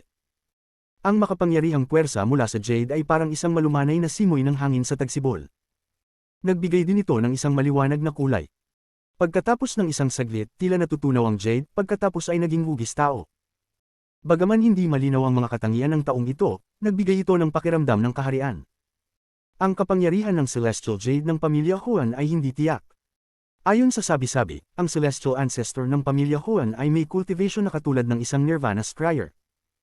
Hindi ko alam kung paano haharapin ito ng mensahero ng Thunder Celestial Temple. Ngunit, ito'y kakaiba. Bakit hindi niya nalang kunin ang yaman na iniwan ng kanilang ancestor kaysa tawagin ng Jade? Kumislap ang mga mata ni Chen Qizi habang binabantayan nito gamit ang kanyang divine sense. Sa loob ng tahanan ng pamilya Shu, ang matandang lalaki ay ngumiti at murmuring, ang Celestial Treasure ng pamilya Huan ay kinuha ng isa pang ancestor ng pamilya Huan. Ang Celestial Ancestor ng pamilya Huan ay nag-iwan ng isang disenteng yaman. Ngunit hindi niya naisip na ang yaman na iyon ay magiging sanhi ng kamatayan ng isang ikalawang hakbang na cultivator ng pamilya Huan. Sa loob ng ancestral home ng pamilya Huan, sa sandaling lumitaw ang Jade, tinitigan ni Huan Fengshen si Wang Lin. Wala siyang nakitang takot sa mukha ni Wang Lin. Nakita ni Huan Fengshen na malapit nang gamitin ni Hua Waking ang spell sa Jade, kaya't ipinakita niya ang isang matinding titig. Lumakad siya ng isang hakbang pasulong at nagsalita ng seryosong tono, "Ancestral, hindi ko papayagan na makialam ang pamilya Huan sa bagay na ito. Aalis na kami sa usaping ito. Kung nais mong protektahan si Huan Mei, problema mo na iyon. Huwag mong idamay ang buong pamilya Huan." Habang nagsasalita, iniangat niya ang kanyang ulo patungo kay Wang Lin at tinipa ang kanyang mga kamay. Kagalang-galang na kakultibador, ako si Huan Fengshen, ang pinuno ng pamilya Huan. Gaya ng sinabi ko kanina, hindi makikialam ang pamilya Huan sa usaping ito. Isa itong personal na alitan niyo ni Huan Waking. Sana ay maunawaan mo, kagalang-galang na kakultibador, na kami hindi magkasama. Tinitigan ng malamig na mata ng ninuno ng pamilya Huan si Huan Fengshen. Ang mga kanto ng kanyang bibig ay nagpakita ng isang malupit na ekspresyon habang tinitingnan ng mga direktang inapo at nagsalita, "At kayo?" Ang mga direktang inapo ng pamilya Huan ay tahimik na nag-isip ng sandali bago lumapit kay Huan Fengshen. Ang ninuno ng pamilya Huan ay nagbigay ng isang malupit na ngiti habang tinitingnan ng lahat at dahan-daang nagsalita, "Isang grupo ng basura." Pagkatapos, tumingin siya kay Wang Lin. Ang kanyang kanang kamay ay bumuo ng isang seal at sumigaw, "Good fortune Jade, patayin ang taong ito." Ang anyo na nabuo mula sa Jade ay nagsimulang maglakad patungo kay Wang Lin, hakbang-hakbang. Habang umaandar, isang hindi maipaliwanag na dami ng Celestial Spiritual Energy ang sumabog mula dito. Ang Celestial Spiritual Energy na ito ay sobrang siksik at tuluyang pinigilan ng Spiritual Energy sa planeta ng Thousand Illusion. Nagdulot ito ng mga pagsabog sa paligid. Hindi lamang dito nangyayari ito, kundi sa buong planeta. Ang Celestial Guard Puppet ay mabilis na lumitaw sa tabi ni Wang Lin. Sumunod ang Thunder Beast. Tinitigan ni Wang Lin ang anyo na papalapit sa kanya. Pakiramdam niya ay parang may ilusyon na lumitaw sa harap niya. Para bang ang mga tampok ng mukha ng taong papalapit sa kanya ay naging mas malinaw. Puno siya ng celestial aura, na parang siya ay isang tunay na celestial general. Ang celestial spiritual energy ay pumuno sa katawan ng taong ito, at isang pakiramdam ng karangyaan ang bumaba. Tinitigan nito ang mundo na parang lahat ng tao ay mga langgam. Maaaring marinig ang kainahinang echo ng celestial na mga awit sa paligid niya. Ang ninuno ng pamilya Huan ay tumawa ng pahalikak. "Junior, gusto kong makita kung ano pang mga paraan ang mayroon ka bukod sa sword energy." Sa oras na ito, itinaas ni Liu Mei ang kanyang ulo at tumingin kay Wang Lin. Ang kanyang mga mata ay puno pa rin ng komplikadong emosyon. Hinaplos niya ang kanyang bag ng pag-iingat at pagkatapos ay ibinaba ang kanyang mga kamay. Ang mga mata ni Wang Lin ay ganap na kalmado. Nang maglakas loob siyang pumunta rito mag-isa, naglakas loob siyang maglakbay sa planeta ng Thousand Illusion, at naglakas loob na magpatuloy sa pamilya Huan. Lahat ito ay dahil sa matinding ideya na kanyang naisip. Sa ngayon, ito ang pinakamalakas niyang killing move. Habang naiisip ang galit na espiritu sa loob ng Heaven-defying Being, isang alon ng sakit ang dumaan sa puso ni Wang Lin.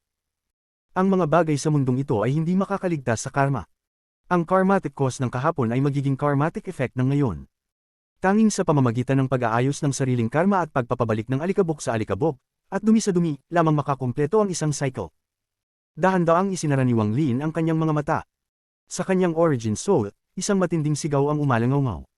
Tapos na ang labang ito, palalayain na kita. Isang baliw na tawa ang lumabas mula sa origin soul ni Wang Lin. Kabanata 686. Lumabas ang demonyo ng pagkakalat. Isang makapal na enerhiyang demonyo ang kumalat sa buong mundo nang marinig ang tawa na ito. Ang enerhiyang ito ay sobrang kapal na nagdulot ito ng mga demonyong apoy sa kalangitan. Agad itong nakipagbanggaan sa celestial na espiritual na enerhiya mula sa nilalang napapalapit kay Wang Lin. Sa loob ng apoy ng demonyo, isang makapal na itim na usok ang lumabas mula sa itaas ng ulo ni Wang Lin. Ang itim na usok na ito ay nagbunga ng isang anyo ng isang demonyong may isang pangil. Nang lumitaw ito, muling umabot sa isang baliw na tawa. Ang tinig nito ay may walang katapusang lakas ng tunog. Parang isang matalim na pangil na kayang dumurog sa buong mundo. Nagkalat na demonyo. Plinano ni Wang Lin na gawing pangalawang pinagmumulan ng kaluluwa ang nilalang na ito. Pagkatapos ng isang siglo ng pagpapanday, ang nagawa lamang ni Wang Lin ay palalimin ang kanyang pagkontrol dito ngunit hindi tunay na mapino ito. Matapos mailagay ang tatak ng kontrol dito, ang espiritual nitong diwa ay pumasok sa pagkakatulog, kaya't ang lakas nito ay lubos na nabawasan. Kung ganap itong Magi gising, mahihirapan si Wang Lin na kontrolin ito. Sa sandaling unang lumitaw ang nagkalat na demonyo, ang ekspresyon ng ninuno ng pamilya Huan ay naging napakaputla. Naglakad siya ng ilang hakbang paatras habang titig na titig siya sa anyo ng demonyo bago magpakita ng mapait na ekspresyon. Ito pala ang lihim niya. Napahinga si Huan Fengshen at natuwa sa kanyang desisyon kanina. Ang lahat ng mga disipulo ng pamilya Huan na nasa likod niya ay nakaramdam ng pareho. Ang puso ni Chen Quizi ng pamilya Chen ay tumibok ng mabilis. Ang nagkalat na demonyo ay sobrang lakas. Kahit na may mataas siyang antas ng cultivation, nang makita ang nagkalat na demonyo, siya'y nagyakap ng takot. Ang lakas nito. Ano nga ba itong demonyo? Hindi na ako magtataka kung siya ay mula sa Thunder Celestial Temple. Napakarami niyang kakayahan. Thunder Beast, Puppet, Sword Art, at pati na ito, demonyo. Ang taong ito ay tiyak na isang napakahalagang tao mula sa Thunder Celestial Temple, kundi paano niya magkakaroon ng lahat ng ito. Ang matandang Shu mula sa pamilya Shu ay unang beses na napukaw. Ang kanyang espiritual na diwa ay nagpapakita ng bahagyang kasiyahan habang titig na titig siya sa anyo ng nagkalat na demonyo. Demonyong nagkalat. Isang demonyo na nilikha ng isang sinaunang demonyo. Ang nagkalat na demonyo ay nagpakita at muling tumawa ng nakakakilabot matapos ang kanyang malakas na hiyaw. Sumugod ito mula sa ulo ni Wang Lin papunta sa hangin at naging isang napakalaking anyo. Hindi ito tumingin sa celestial na anyo na papalapit, kundi binuhos ang matalim na titig kay Wang Lin. Maliit na cultivator, tutuperin ng demonyong ito ang iyong kasunduan at tutulungan ka sa laban na ito. Ngunit kung hindi mo ako palalayain mula sa iyong tatak pagkatapos ng laban na ito, kahit kailangan kong sirain ang aking kaluluwa, makikipaglaban ako hanggang kamatayan. Ang ekspresyon ni Wang Lin ay kalmado habang sinabi, pagkatapos ng laban na ito, palalayain kita. Magaling. Tumawa ang nagkalat na demonyo, at pagkatapos ay ang kanyang katawan ay naging ulap at pumulot kay Wang Lin. Ang enerhiya ng demonyo ay naging mga hibla na pumasok sa 7 butas ni Wang Lin. Sa isang iglap, isang malakas na amoy ng demonyo ang kumalat sa paligid ni Wang Lin. Kasabay nito, pinukpok ni Wang Lin ang kanyang bag of holding at lumipad ang demonyong armor. Agad itong bumalot kay Wang Lin na bumuo ng isang buong katawan ng matinding armor ng demonyo. Sa prosesong ito, ipinakita ni Wang Lin ang isang masakit na ekspresyon. Ngunit ang kanyang mata ay naging mas malamig at may itim na usok na gumagalaw sa kanyang mga mata. Ito ang dahilan kung bakit nagpunta si Wang Lin mag-isa, dahil sa isang baliw na ideya na mayroon siya. Kung nais niyang patayin si Liu Mei, na protektado ng ninuno ng pamilya Huan, ito ay imposibleng mangyari. Kahit na may Celestial Guard, imposibleng mangyari. Ang pamilya Huan ay matagal nang nandoon, kaya tiyak ay mayroon silang espesyal na bagay. Naiintindihan ito ni Wang Lin. Dahil dito, iniwasan niyang gawing refined ang nagkalat na demonyo. Sa halip, ginaisin niya ito at inalok ng kalayaan upang makipaglaban para sa kanya. Bagaman malakas ang nagkalat na demonyo, hindi biro ang tatak, dahil ito'y inilagay sa tulong ng sinaunang demonyong si Beilu. Ang tatak na ito ay naglalaman ng isang spell mula kay Beilu at malalim na nakatanim sa kaluluwa ng nagkalat na demonyo. Kahit na malakas ang nagkalat na demonyo, hindi nito kayang sirain ang tatak sa maikling panahon. Karaniwan, kapag kinokontrol ni Wang Lin, maaari lamang niyang gamitin ang kaunting bahagi ng lakas nito. Ngunit iba ang pagkakataong ito. Sa ilalim ng tawag ni Wang Lin, ito'y ganap na nagising. Dahil sa demonyong personalidad ng nagkalat na demonyo, hindi siya karaniwang nakikipag-usap kay Wang Lin. Ngunit ang tatak sa kanyang katawan ay sobrang lakas, kaya kahit naganap itong nagising, hindi niya kayang lisanin ang pinagmumulan ng kaluluwa ni Wang Lin. Kahit na umalis ito, kailangan pa rin itong iwan ang ugat nito sa kaluluwa ni Wang Lin. Bilang resulta, nakipagkasundo ito kay Wang Lin para sa kanyang kalayaan. Hindi dahil hindi niya nais na sakupin ang katawan ni Wang Lin matapos magising, ngunit dahil sa tatak doon, lahat ng ito ay walang silbi. Ngayon na binigyan siya ni Wang Lin ng pagkakataon, basta't makipaglaban siya para kay Wang Lin, palalayain siya ni Wang Lin. Ngunit dahil kay sinaunang demonyo Beilu, maliban na lamang kung umabot ang kultibasyon ni Wang Lin sa isang tiyak na antas, imposibleng mailabas ang selyo. Gayunpaman, may ibang plano ang nagkalat na demonyo. Basta't binigyan siya ni Wang Lin ng kalayaan, tiwala siya na maaari niyang sirain ang selyo ni sinaunang demonyo Beilu sa loob ng ilang daang taon. Sa oras na iyon, magiging malaya siya. Pumasok ang nagkalat na demonyo sa ulo ni Wang Lin. Ang apoy ng demonyo ay lumitaw sa mga mata ni Wang Lin habang naglalakad siya patungo sa celestial na anyo. Hindi siya gumamit ng anuman na spell at direktang inihagis ang isang suntok. Ang katawan ni Wang Lin ngayon ay nasa kalagayan ng paghihiwalay. Ang kanyang katawan ay kontrolado ng nagkalat na demonyo, at ang lahat ng celestial espiritual na enerhiya sa kanyang katawan ay naging demonyong enerhiya sa isang iglap. Sa pagpasok ng kaluluwa ng nagkalat na demonyo sa kanyang katawan, lahat ay naging demonyong enerhiya. Ang suntok na ito ay naglalaman ng lakas ng nagkalat na demonyo at ang puwersa ng armor ng demonyo. Ang suntok na ito ay naging isang dragon na gawa sa itim na liwanag at tumulak patungo sa celestial na anyo. Ang kanang kamay ng celestial na anyo ay nagbuo ng isang seal at itinuro ito pasulong. Agad na nagtipon ang nakapalibot na celestial espiritual na enerhiya upang makabuo ng isang malaking vortex. Tumakbo ito patungo sa itim na dragon, at sa isang iglap, pareho silang naglaho at naging wala. Ang celestial na anyo ay bawiin ang kamay nito at ibinuka ang mga braso. Ang bawat kamay nito ay may kakaibang seal, at walang katapusang espiritual na enerhiya ang nagtipon mula sa buong planeta ng Thousand Illusion. Sa pamamagitan ng isang misteryosong pamamaraan, ang espiritual na enerhiya ay binago at naging celestial na espiritual na enerhiya. Ang celestial na espiritual na enerhiya ay sobrang siksik. Para itong naging solid at pagkatapos ay mabilis na nagsimulang mag-condense sa itaas ng kanang kamay ng celestial na anyo. Sa isang kisap mata, nagkaroon ng agwat sa cycle ng espiritual na enerhiya sa planeta ng Thousand Illusion. Sa sandaling iyon, wala ng espiritual na enerhiya ang planeta ng Thousand Illusion. Ang lahat ng espiritual na enerhiya ay binago at naging celestial na espiritual na enerhiya, at nagbunga ng isang malagatas na puting bola sa ibabaw ng palad ng celestial na anyo. Dahil sa pamamaraang ito, pumikit si Wang Lin, ngunit ang nagkalat na demonyo na kumokontrol sa kanyang katawan ay malamig na ngumisi. Isang simpleng celestial transformation spell. Isa lang itong spell mula sa isang sangay ng sinaunang demonyo, at naglakas loob kang ipakita ito sa akin. Ang mga mata ni Wang Lin ay kalmado, ngunit ang enerhiya ng demonyo sa paligid niya ay lalong lumakas. Sa ilalim ng kontrol ng nagkalat na demonyo, itinuro niya ang langit gamit ang kanyang kanang kamay at sinabi, "Sinaunang demonyo." Ang mga salitang ito ay sinabi sa wika ng sinaunang kaayusan. Sa sandaling iyon, ang kanang kamay ni Wang Lin ay nagbuo ng isang pangil at napalibutan ng apoy ng demonyo. Ang apoy ay iniwan ng kanyang katawan at naging isang napakalaking pangil na demonyo na ilang dosenang talampakan ng haba. Umabot patungo sa lupa sa ilalim niya, muling nagsalita si Wang Lin sa mga salita ng sinaunang kaayusan. Hugutin ng kaluluwa ng planeta. Sa sandaling ito, ang planeta ng Thousand Illusion ay kumalabog at isang sinaunang aura ang nagsimulang umakyat. Ang pagkakahawak ng nagkalat na demonyo ay kayang hilahin ang kaluluwa ng planeta ng Thousand Illusion. Kung ginagamit mo lahat ng espiritual na enerhiya sa planeta, gagamitin ko ang kaluluwa ng planeta. Tingnan natin kung alin ang mas malakas. Tumawa ang nagkalat na demonyo at nagpakawala ng nakamamanghang dami ng apoy ng demonyo. Bagaman ang kanyang katawan ay kinokontrol ng nagkalat na demonyo, mayroon pa ring direktang koneksyon si Wang Lin sa kanyang katawan. Ito ang nagbigay sa kanya ng isang malalim na impresyon sa sinaunang spell ng pagkuha ng kaluluwa ng planeta ng demonyo at pinayagan siyang makakuha ng ilang kaliwanagan. Kabanata 687. Lamunin. Hindi ito ang unang pagkakataon na nakita ni Wang Lin ang isang spell para sa pagkuha ng kaluluwa. Noong nasa Demon Spirit Land siya, nakita niyang kinuha ni Greed ang isang Celestial Mountain at inextract ang kaluluwa ng bundok.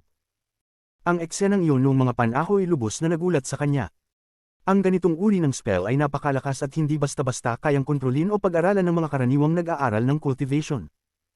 Ngayon na personal niyang naranasan ng Scattered Devil na kumokontrol sa kanyang katawan at kinukuha ang kaluluwa ng planeta, nakita niya na ang spell na ito ay milyon-milyong beses na mas malalim kaysa sa spell ni Greed.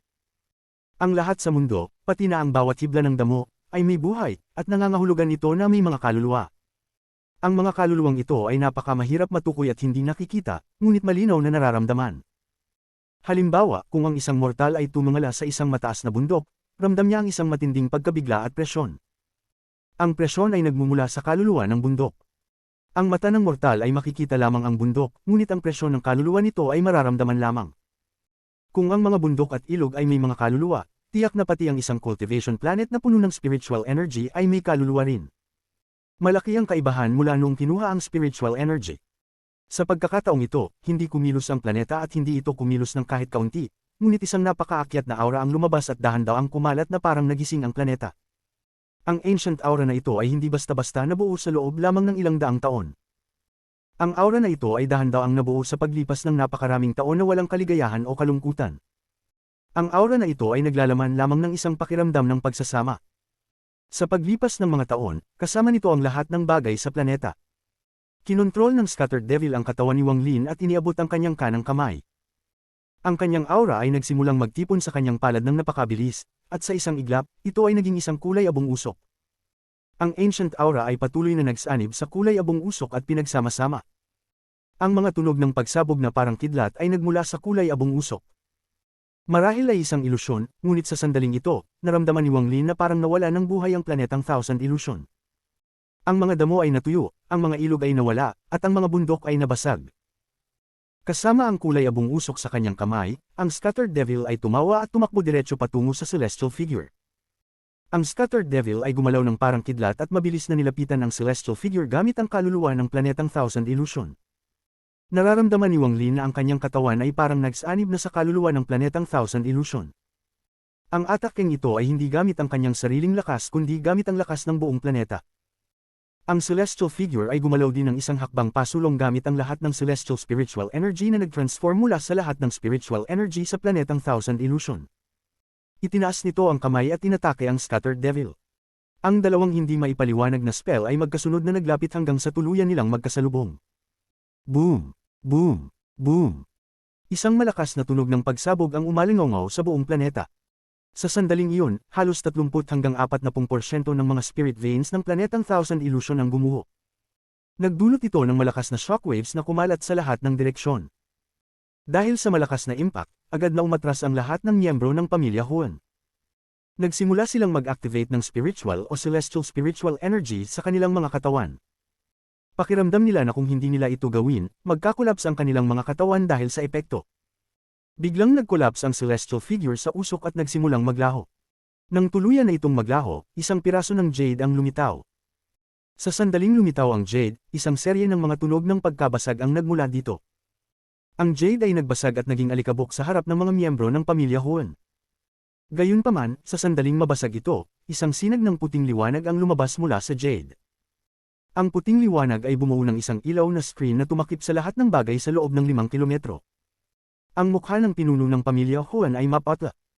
Inilipat ng pamilya ang mensahe, kapag nabasag ang jade, may isang depensibong spell na natitira. Ngunit ang spell na ito ay mahina. Ang tanging halaga nito ay bigyan ng pamilya Huan ng kaunting oras sa oras ng krisis upang makatakas, mag-surrender, magpakamatay, o mag-iwan ng kanilang huling mga salita. Ang kanang kamay ng Scattered Devil ay nanginginig at pagkatapos ay nawala ang kaluluwa ng planetang Thousand Illusion. Ang ancient aura ay nagsanib pabalik sa lupa at unti-unting naglaho. Ang pinakamalaking benepisyaryo sa labang ito ay si Wang Lin.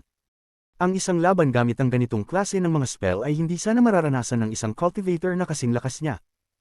Ang laban na ito ay lubos na lampas sa kanyang kakayahan. Kung Celestial Figure man o Scattered Devil, pareho silang may lakas ng isang ikalawang hakbang na cultivator. Para kay Wang Lin, para bang binuksan ng isang pinto na matagal nang nakasara para sa kanya sa laban na ito. Sa sandaling ito, isang maliit na puwang ang lumitaw sa pinto, na nagpapahintulot sa kanya na makita ang susunod na antas. Pinahintulutan siyang maramdaman ang lakas ng susunod na hakbang. Ito, ang lakas ng ikalawang hakbang, kung ikukumpara kay Greed, ang ninuno ng pamilya Huan, si Chen Quizi, na parehong nasa ikalawang hakbang, malinaw na kakapasok lang nila sa ikalawang hakbang. Ang ikalawang hakbang ng pagsasanay ay nakakatakot. Ang isipan ni Wang Lin ay nabigla. Sa laban na ito, nagbigay sa kanya ng hindi masukat na benepisyo ang nagkalat na demonyo sa pamamagitan ng pagkontrol sa kanyang katawan. Isang spell lang ang ginamit ng nagkalat na demonyo, ngunit ang spell na ito ay isinagawa gamit ang katawan ni Wang Lin. Lahat ng nakatago kapag tinitingnan mula sa labas ay malinaw na ipinakita kay Wang Lin. Kasama na dito ang paraan ng galaw ng celestial spiritual energy sa kanyang katawan at ang utos na aura kapag kinukuha ang kaluluwa. Ang lahat ng ito ay nagbukas ng isang malaking agwat sa pintong na humaharang sa landas ni Wang Lin patungo sa ikalawang hakbang. Hindi pa kailanman ninais ni Wang Lin na marating ang ikalawang hakbang tulad ng ngayon. Pati ang aking Celestial Guard ay hindi kayang tiisin ang isang hit mula sa isa sa mga spell na ito. Napakalakas ng ikalawang hakbang ng pagsasanay. Bawat laban ay madaling magpapabagsak ng isang planeta ng pagsasanay. Malapit na ito sa eksena na nakita ko nang matanggap ko ang pamamana ng sinaunang Diyos. Hindi lang siya, pati na ang mga miyembro ng pamilya Huan ay tila nagkaroon ng kaliwanagan pagkatapos ng laban. Para bang isang bagong mundo ang nabuksan sa kanila. Gayunpaman, kumpara kay Wang Lin, ang kanilang mga nakuha ay talagang hindi gaanong mahalaga. Ang ganitong uri ng pagkakataon ay sobrang bihira. Sa mundong ito, ilan ba ang mga cultivator ng ikalawang hakbang na kasing lakas ni Ling Tianhao na maghuhulog sa isang tao at makikipaglaban sa isa pang cultivator ng ikalawang hakbang? Kung ang mga cultivator ng ikalawang hakbang ay talagang kailangang maglaban ng seryoso, pupunta na lang sila personal. Bihira silang maglaban sa pamamagitan ng pagkontrol sa katawan ng ibang tao. Kinontrol ng nagkalat na demonyo ang katawan ni Wang Lin at tiningnan ang celestial spiritual energy light screen at naglabas ng isang mahinang hininga. Ang kanyang kanang kamay ay naging kamao at sumuntok siya. Isang simpleng suntok lang ang nagdulot ng isang sonic boom. Ang suntok na ito ay may kasamang makapal na devilish energy na tumama sa light screen. Rumble rumble rumble. Nagkaroon ng mga bitik sa light screen, ngunit hindi ito bumagsak. Sa ilalim ng light screen, ang mukha ng ninuno ng pamilya Huan ay namutla. Sinabi ni Huan Fengshen, sa seryosong tono, "Ninuno, ibigay na si Liu Mei," bumulong siya ng malalim na buntong hininga. Kahit na ang kalaban ay isang ascendant cultivator lamang, ang kanyang mga magical treasures at spell ay sobrang lakas, lalo na pagkatapos lumitaw ang demonyo. Kahit na hindi bumagsak ang cultivation ng ninuno, hindi pa rin siya makakalaban. Tiningnan ng ninuno ng pamilya Huan si Huan Fengshen na hindi kalayuan at inalis ang kanyang tingin. Pagkatapos ay tiningnan niya si Liu Mei ng malungkot. Nag-atubili ang ninuno ng pamilya Huan at dahan-daw ang nagsabi, "Liu Mei." Ngunit bago siya makapagsalita ng buo, tumingala si Liu Mei sa kanya gamit ang kanyang magagandang mata. Inalis niya ang buhok na nakalatag sa likod ng kanyang ulo at mahina niyang sinabi, "Master, kung aalis si Liu Mei, tiyak na mamamatay ako." Boom! Ang celestial spiritual energy light screen ay nakatagal ng isa pang atake mula sa nagkalat na demonyo at nagkaroon ng mas maraming bitik. Nang malapit nang bumagsak ang light screen, ang hambog na tawa ng nagkalat na demonyo ay narinig mula sa labas. Ang ekspresyon ng ninuno ng pamilya Huan ay malungkot. Ayaw niyang isuko si Liu Mei ng ganito lang. Ngunit kung hindi niya ito ibigay ngayon, kapag bumaba na ang nagkalat na demonyo, magiging imposibleng labanan ito gamit ang kanyang sariling lakas. Hindi tutulungan siya ng pamilya Chen, at ang pamilya Xu na nangako na tutulungan siya ay hindi pa dumarating, kaya malinaw na may mali. Ngayon, tanging sarili na lang niya ang maaasahan. Ang kanyang mga mata ay naging malamig habang tinutok ang tingin kay Liu Mei at sinabi, "Liu Mei, dahil mamamatay ka kapag lumabas ka, bakit hindi mo ibigay ang iyong domain sa matandang ito? Sa tulong ng iyong domain, maaari kong tapusin ang aking identityless heavenly devil daw, at baka magkaroon ako ng pagkakataon." Tinanggap niya si Liu Mei bilang kanyang disciple dahil ipinakita niya ang isang bakas ng 10,000 illusion heavenly devil daw. Iniwan ng celestial ancestor ng pamilya Huan ang dalawang domain spells. Ang mga ito ay tinatawag na heavenly devil daw at identityless daw. Gayunpaman, ang heavenly devil daw ay sobrang hirap, kaya hanggang ngayon, wala pang sinuman sa pamilya Huan ang matagumpay na natutunan ito. Ang dalawang spell na ito ay talagang ipinagato mula sa isang domain. Ang domain na iyon ay ang identityless heavenly devil daw. Ang identityless heavenly devil daw ay nabuo bago bumagsak ang celestial realm. Ang celestial ancestor ng pamilya Huan ay nahulog sa isang heavenly devil, at pagkatapos magtaglay, nakamit niya ang pag-unawa sa domain na ito. Gayunpaman, hindi nagpapalago ng domains ang mga celestial, kaya kinuha niya ang pag-unawang ito at ipinamana sa kanyang mga inapo. Matapos mawala ang proteksyon ng pamilya Huan nang bumagsak ang Celestial Realm, nanatili silang matatag dahil sa identityless Heavenly Devil Dao. Gayunpaman, hindi na ito ang kanilang kaluwalhatian. Dahil sa 10,000 Heavenly Devil Domain ni Liu Mei, nahulog si Huan Waking sa tukso. Upang mapadali ang pagsipsip sa kanya balang araw, pinababa niya ang sarili niyang cultivation para baguhin ang kanyang bloodline. Pinarami din niya ang pag-unlad ni Liu Mei. Kahit hindi nito pipigilan ang paglago ng kanyang cultivation, ginawa nitong maaari lamang siyang makarating sa yin at yang stage. Dahil dito, magiging kumpleto niyang kontrolado siya at hindi magkakaroon ng problema kapag sinipsip niya ito sa hinaharap. Naplano na niya ang lahat at kailangang maghintay na lang para maabot ni Liu Mei ang yin at yang stage. Pagkatapos, kapag ang kanyang domain ay dumaan sa Transformation at naging tunay na 10,000 Illusion Heavenly Devil Dao, sisipsipin niya ito at pagyaminin ang tunay na domain ng pamilya Huan, ang identityless Heavenly Devil Dao. Ngunit, lahat ng ito ay ganap na nasira ni Wang Lin, isang tao na bigla na lang lumitaw. Imbes na ibigay si Liu Mei, maaari na lang niyang kunin ito at makuha pa ang isang bakas ng 10,000 Illusion Heavenly Devil Dao. Sa hinaharap, kailangan na lang niyang magsikap sa pag-unawa ng Dao at baka makarating siya sa isang dakilang Dao balang araw. Sa ganitong ideya, tinitigan ni Huan Waking si Liu Mei, at ang kanyang mga mata ay nagpakita ng kakaibang tingin. Tahimik si Liu Mei. Sa kanyang katalinuhan, nakita na niya ang ilang palatandaan noong nasa Alliance Star System sila. Alam niya na walang nagpapakita ng kabutihan maliban kung ito ay para sa mga minamahal. Kahit na may kabutihan, tiyak may layunin sa likod nito. Ngunit ang kapangyarihan ni Huan Waking ay hindi niya kayang labanan. Kinailangan niyang magkunwaring hindi alam at sumama sa All Heaven Star System at tanggapin ang ritual ng Bloodline. Simula nang pumayag si Huan Waking na sirain ang kanyang cultivation para tulungan siyang marating ang rurok ng huling bahagi ng Ascendant, tiyak siyang may malalim na layunin si Huan Waking sa lahat ng ito. Gayunpaman, wala siyang magawa kundi sumunod. Sa kanyang dating katayuan bilang disciple ng Suzaku, paano niya hindi malalaman ang pinsala ng pagdidiin ng pagpapataas ng cultivation? Tahimik na sinabi ni Liu Mei, kailangan mong pangakuan ako ng dalawang bagay. Kabanata 688. Hayaan ang alikabok bumalik sa alikabok, hayaan ang lupa bumalik sa lupa. Tumingala si Huan Waking upang tingnan ang ilaw na screen at mabilis na sinabi, magsalita. Kung kumpleto ang 10,000 Illusion Heavenly Devil Dao ni Liu Mei, maaari niya itong lamunin. Ngunit hindi pa kumpleto ang kanyang Dao, kaya kung hindi siya magbibigay, malaki ang posibilidad na mag-collapse ang kanyang Dao bago niya ito tuluyang lamunin. Mahinang sinabi ni Liu Mei, ang unang bagay ay tulungan mo akong patayin si Wang Lin. Tinignan niya si Wang Lin sa kabila ng ilaw na screen. Ang kanyang mga mata ay may halo ng napakabigat na puot. Hanggang ngayon, ang galit ni Liu Mei kay Wang Lin ay puno pa rin ng kanyang puso. Ang ganitong puot ay para bang hindi siya makapaniwala.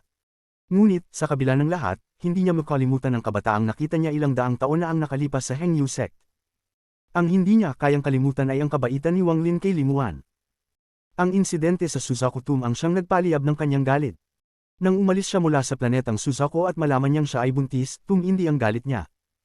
Ngunit ang kanyang 10,000 Illusion Ruthless Domain ang nagbigay dahilan kung bakit hindi niya matukoy kung alin ang kanyang tunay na sarili. Sa huli, ang kalupitan at damdamin ay parehong emosyon. Ang pagkakaiba ng mga ito ay halos hindi na nakikita, ngunit ang distansya ay napakalayo. Ang mga komplikadong emosyon na ito ay nagdulot sa kanya ng kalituhan, lalo na kapag tinitingnan ng kanyang anak. Walang anumang pag-aalinlangan, agad na sumagot ang pinuno ng pamilya Huan, sige, gagawin ko ang lahat upang matulungan ka. Ang ikalawang bagay, kung hindi mo kayang patayin si Wang Lin, ibigay mo na lang sa kanya ang bag na ito. Kinuha ni Liu Mei ang isang bag mula sa kanyang dibdib. Nagpakita siya ng kaunting lamang habang tinitingnan ang bag. Nagkunot ang noo ng pinuno ng pamilya Huan ngunit tumanggaw pa rin. Ang nagkakalat na demonyo ay kinontrol ang katawan ni Wang Lin at sunod-sunod na pinapunch ang ilaw na screen. Habang marami ang sumabog na alon at mga bitik, tumawa ang nagkakalat na demonyo at sumigaw, buwagin. Matapos ang isang salitang iyon, narinig ang tunog ng salamin na nahulog at nabasag, ngunit ang tunog ay pinalakas ng ilang libong beses. Ang tunog na iyon ay umalingaw sa buong kalangitan at lupa. Ang huling proteksyon na spell ng pinuno ng pamilya Huan ay naglaho. Nang magsimulang maglapit ang nagkakalat na demonyo, nagbugay ito ng napakalaking dami ng demonyong enerhiya na kumalat sa buong mundo. Sa loob ng demonyong enerhiya, nakita ni Wang Lin si Liu Mei na nakaupo sa lupa habang ang pinuno ng pamilya Huan ay nasa likuran niya. Nakapikit ang mga mata ng pinuno at nakapatong ang kanyang kamay sa noo ni Liu Mei. Naglalabas ang pinuno ng pamilya Huan ng kakaibang aura. Nabigla ang nagkakalat na demonyo. Nang mga sandaling ito, biglang binuksan ng pinuno ng pamilya Huan ang kanyang mga mata. Ang mga mata nito ay may bahid ng kulay abong liwanag at sa isang kisap mata, siya ay lumipad pataas. Ang buong katawan niya ay parang usok, naglalabas ng isang ilusyonaryong pakiramdam.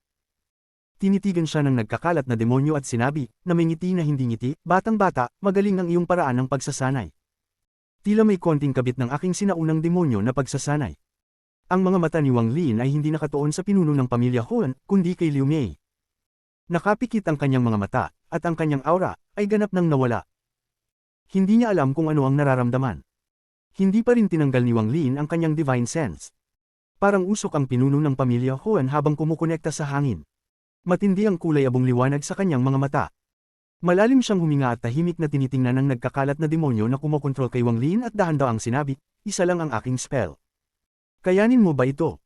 Tumawa ang nagkakalat na demonyo at sinabi, ipakita mo sa akin. Pinaikit ng pinuno ng pamilya Huan ang kanyang mga mata. Inabsorb niya ang domain ni Liu Mei at ibinalik ang celestial spiritual energy na ibinigay niya sa kanya. Bagamat hindi pa rin bumalik sa kabuoang kalakasan ng kanyang pagsasanay, hindi na ito malayo. Ngunit, wala siyang kumpiyansa sa pagharap sa nagkakalat na demonyo na sumanib kay Wang Lin. Kahit gusto niyang tumakas, hindi siya makakaligtas mula sa mga spell ng demonyo.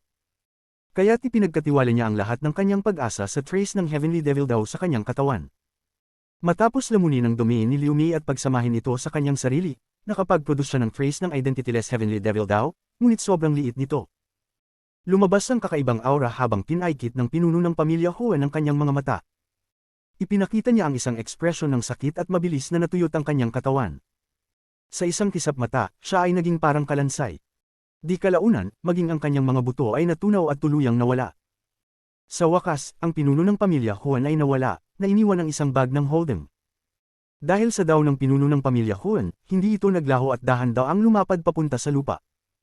Isang makapal na usok na kulay abong usok ang kumalat sa sandaling naglaho ang kanyang katawan. Ang pinagmulan ng kaluluwa ng pinuno ng pamilya Huan ay naroon. Ang kulay abong gas ay gumalaw at pumasok sa kanyang pinagmulan ng kaluluwa, sanhi upang unti-unting maging mas transparent ito. Sa huli, parabang ang kanyang pinagmulan ng kaluluwa ay malapit nang mawala, ngunit sa sandaling ito, isang malakas na pakiramdam ng panganib ang dumating sa puso ni Wang Lin.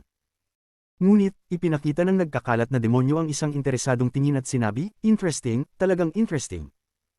Ang tunay na identityless Heavenly Devil daw ay upang ganap na maging isang identityless Heavenly Devil. Ang bawat buhay sa mundo ay maaaring maging demonyo at sa makatuwid ay walang pagkakakilanlan. Ang pangangalap ng masasamang intensyon ng lahat ng nilalang at pagsanib nito sa identityless Heavenly Devil daw ay magbibigay daan upang maging isang maligaya at malayang Heavenly Devil. Ang katawan ng pinuno ng pamilya Huan ay naglaho at ang kanyang kaluluwa ay naging wala. Sa oras na ito, lumitaw ang napakaraming ilusyon mula sa lahat ng direksyon. Ang mga alon ng nakakatakot na aura ay nagmula sa mga ilusyon. Bawat isa sa kanila ay hindi kukulangin sa lakas ng isang yin at yang stage cultivator, ang ilan ay mas malakas pa. Ang spell ng identityless Heavenly Devil daw ay talagang nakakagulat, at hindi pa nito ipinapakita ang tunay nitong kapangyarihan. Ito ay nagsimula pa lang. Ngunit, sa sandaling iyon, isang masa ng itim na usok ang biglang lumabas mula sa ulo ni Wang Lin. Ang nagkakalat na demonyo ay tumalon mula sa katawan ni Wang Lin at tumalon papalabas na may masiglang tawa. Sabay niyang binuksan ang kanyang bibig at nagsimulang lamunin. Sa isang saglit, karamihan ng mga ilusyon ay nilamon niya. Anong magandang nutrients? Ang mga batang ito ay talagang angkop sa panlasa ng demonyong ito. Alam niyo talaga kung anong dadalhin upang magbigay galang sa demonyong ito. Kung hindi ko lang pinangako, hindi ko kayo papatayin. Tumawa ang nagkakalat na demonyo at kumain pa ng isa pang kagat. Walang nagkakalat na demonyo, nakuha ni Wang Lin ang kontrol sa kanyang katawan. Sa isang kisap mata, damapo siya sa lupa at sa isang hakbang ay tumayo sa harap ni Liu Mei. Ang mga mata ni Liu Mei ay nakapikit na at wala ng buhay sa kanyang katawan. Ang kanyang pagsasanay ay umabot na sa ascendant stage, nangangahulugang ang kanyang pinagmulan ng kaluluwa at domain ay pinagsama na. Ang paglalamon sa kanyang domain ay nangangahulugang paglalamon din sa kanyang pinagmulan ng kaluluwa. Sa kabilang banda, habang patuloy na nilalamon ng nagkakalat na demonyo, unti-unting nawala ang lahat ng mga ilusyon. Sa kalangitan, ang halos ilusyonaryong katawan ng pinuno ng pamilya Huan ay muling nabuo at ang kanyang mukha ay puno ng pagkabigo. Mayroon lamang siyang isang piraso ng identityless Heavenly Devil daw. Kung kumpleto ang domain ni Liu Mei, magiging isang tunay na identityless Heavenly Devil siya at hindi magiging nutrients ng nagkakalat na demonyo. Pagkatapos ng isang buntong hininga, gumalaw ang katawan ng pinuno ng pamilya Huan at naghanda ng tumakas. Ang nagkakalat na demonyo ay tumawa at kumalat ang kanyang demonyong enerhiya. Nakapalibot ang pinuno ng pamilya Huan at siya ay nilamon ng nagkakalat na demonyo. Batang Wang Lin, tinupad ng demonyong ito ang kanyang pangako. Biglang tumalikod ang nagkakalat na demonyo at malungkot na tinignan si Wang Lin. Pagkatapos, kumuha siya ng isang hakbang papunta sa walang laman na espasyo at nawala ng walang bakas. Ang paligid ay naging tahimik, ang mga miyembro ng pamilya Huan ay tahimik. Ang lahat ng nangyari ngayong araw ay lubos na nagulat sa kanila at nagbigay ng malalim na respeto kay Wang Lin. Tinutok ni Wang Lin ang mata sa nakapikit na si Liu Mei. Matagal siyang hindi nagsalita. Si Huan Fengshen ay nag-atubili saglit bago lumapit at nagsabi, kagalang-galang nakasama sa pagsasanay. Bago umalis si Liu Mei, nagkasundo sila ni Huan Waking. Kung hindi niya kayo mapapatay, kailangan niyang ibigay sa inyo ang isang bag ng holding. Itinaas ni Wang Lin ang kanyang ulo at tumingin sa bag ng holding na nahulog nang mawala ang katawan ni Huan Waking. Ipinagpag niya ang kanyang kamay at ang bag ay damapo sa kanyang kamay. May isang pil at isang piraso ng jade sa loob at wala ng iba. Hawak ang jade, pumasok sa divine sense ni Wang Lin. Ang pil ay isang antidote sa galit ng bata. Kung pagsasamahin mo ito sa Thunder Cultivator, matutunaw ang karamihan ng galit. Noon, sinabi ng master na iwan ko ang aking anino sa iyong puso. Noon, hindi ko magawa. Ngunit ngayon, nagawa ko na. Ang malumanay na simoy ng hangin ay dumaan, inalis ang ilang alikabok sa lupa. Ang hangin ay dumaan sa katawan ni Liu Mei. Ang isang piraso ng diamante na hugis piraso ay dahan-daw ang lumipad mula sa noo ni Liu Mei at sumabay sa hangin. Kasabay nito, dumating ang maraming piraso mula sa katawan ni Liu Mei at pinalipad ng hangin. Sa huli, ang buong katawan ni Liu Mei ay naging mga piraso ng butterfly. Lahat ng mga ito ay nahuli ng hangin habang sila ay lumipad palayo. Parang si Liu Mei ay nagpakita sa langit. Tinitingnan niya ang lupa, nilalaro ang kanyang buhok, at ngumiti. Pumunta siya palayo at umabot sa gilid ng horizon. Itinaas ni Wang Lin ang kanyang ulo habang tinitingnan ang langit at nanatiling tahimik. Sa ibabaw ng buhay at kamatayan ay karma. Ang karmic na sanhi ng nakaraan ay magdudulot ng karmic na epekto ng ngayon, hayaan ang lupa bumalik sa lupa, hayaan ang alikabok bumalik sa alikabok. Ang lahat ng ito ay isang piraso ng alaala mula sa nakaraan. Isang panaginip na hindi pa nagigising, si Wang Lin ay naglabas ng isang buntong hininga at umiwas habang siya ay umalis. Talaga bang namatay siya? Habang umalis si Wang Lin, hindi na niya inusisa pa ang tanong na iyon. Hindi na mahalaga kung si Liu Mei ay talagang namatay o hindi. Ang alikabok ay nanatili at ang lupa ay bumalik sa lupa. Ang likod ni Wang Lin ay unti-unting nawala sa paningin ng pamilya Huan hanggang sa tuluyang mawala sa distansya. Ang likuran ni Wang Lin ay unti-unting nawala mula sa paningin ng pamilya Huan hanggang sa tuluyan na siyang maglaho sa likod ng abot tanaw. Ang naiwan ay ang mga alaala ng mga salinlahi ng pamilya Huan. Hindi pinuksan ni Wang Lin ang pamilya Huan. Siya ay pagod, sobrang pagod. Ang pagod ay hindi ang kanyang katawan kundi ang kanyang puso. Naranasan niya ang sobrang daming bagay sa loob ng 800 taon ng kanyang pagsasanay. Sa planeta Ranyon sa Fallen Moon Village, may isang dagdag na pamilya. Ang pamilyang ito ay kakaiba. Tanging 2 tao lamang ang naruroon. Isa ay isang kabataang lalaki na may sinaunang aura at isang sanggol. Kasabay nito, sa All Heaven Star System, naglalakad si Greed na may matamlay na ekspresyon. Labis ang mga limitasyon sa kanyang katawan, hanggang sa tuwing naiisip niya ito ay nangangalistis ang kanyang anit at lumalamig ang kanyang puso. Hayop na Wang Lin na yun, kung hindi ko siya matutuntun agad, isa sa mga limitasyong ito sa aking katawan ay mag-aaktibo at mamamatay ako ng walang libingan. Kabanata 689. Huwag magkultiba sa iyong buhay. Ang langit ay asul na parang isang kalat-kalat na tela ng satin. Ang ilang puting ulap ay parang mga palamuti na nagpabuti pa sa kagandahan ng asul na tela. Sa ilalim ng bundok na Quilian, isang maliit na ilog ang umaagos pababa. Ito ay umaabot ng ilang kilometro bago pumasok sa isang malaking ilog. Sa pook na ito matatagpuan ang isang nayon sa bundok na lanti at puno ng buhay. Noong mga panahong iyon, matamis ang tubig sa ilog na ito at minsang may mga ulap na lumilitaw sa tuktok ng Quilian. Kung may makakahinga mula sa ulap, sinasabi nilang magiging malusog ang katawan at hindi magkakasakit sa loob ng 10 taon. Isang batang boses ang nagmula sa nayon. Ang batang ito ay mga 14 o 15 taon gulang at mukhang magaspang. Sa oras na ito, siya ay nagsasalita sa 7 o 8 mga bata sa harap niya tungkol sa mga nangyari 5 taon na ang nakaraan. Tingnan niyo ako, ni minsan ba akong nagkasakit sa lahat ng mga taon na ito? Dahil dadalhin ako ng tatay ko upang makahinga mula sa ulap. Yung lasa, sobrang saya. Ang batang lalaki ay mayabang na nagsasalita at ginigiya ang kanyang mga kamay. Sa tabi niya, ang 7 o 8 bata ay nakatingin ng malaki ang mga mata, ipinapakita ang kanilang kasiyahan. Maliwanag na naiintriga silang lahat sa kwento at lahat ay nais mangyari na makalanghap ng ulap. Wang Ping, sa lahat sa atin, ikaw talaga ang kailangang huminga mula sa ulap. Sayang, pagkatapos magalit ang matandang langit, nawala na ang ulap. Kung naruroon pa iyon at dinala ka ng tatay mo, hindi ka magkakasakit ng 10 taon. Ang mga mata ng batang lalaki ay tumingin kay Wang Ping sa gitna ng grupo. Si Wang Ping ay mga 5 o 6 na taon gulang. Mapatla ang kanyang mukha at mahina ang katawan. Siya ay mas mababa kaysa sa iba pang mga bata pero napakagwapo. Kung hindi dahil sa kanyang maputlang hitsura, tiyak ay magmumukha siyang kasing ganda ng isang porselanang manika. Nakasweater siya at ang kanyang mga mata ay puno ng kasiyahan habang sinasabi, "Kapatid Joe, ipapakiusap ko sa tatay ko na dalhin ako doon pag-uwi ko." Tumawa ang batang lalaki at sinabi, "Magaling magukit ang tatay Wang, pero nawala na ang mga ulap sa tuktok ng kwilian, kaya paano ka dadalhin? Makinig ka sa akin, mas mabuti kung lahat kayo ay matuto sa akin at mag-aral ng sining ng espada araw-araw. Makakatulong ito sa pagpapalakas ng katawan, at kapag lumaki tayo, maaari tayong maglakbay sa mundong marangal." Ang mga mataas na pangarap ng batang lalaki ay nagpasigla sa mga mata ng iba pang mga bata.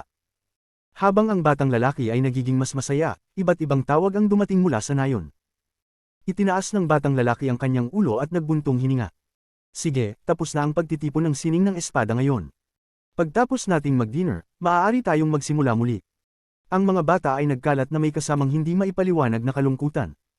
Si Wang Ping ay naglakad papunta sa nayon na may kasiyahan sa kanyang mga mata. Minsan ay tumitingin siya pabalik sa tuktok ng kwilian.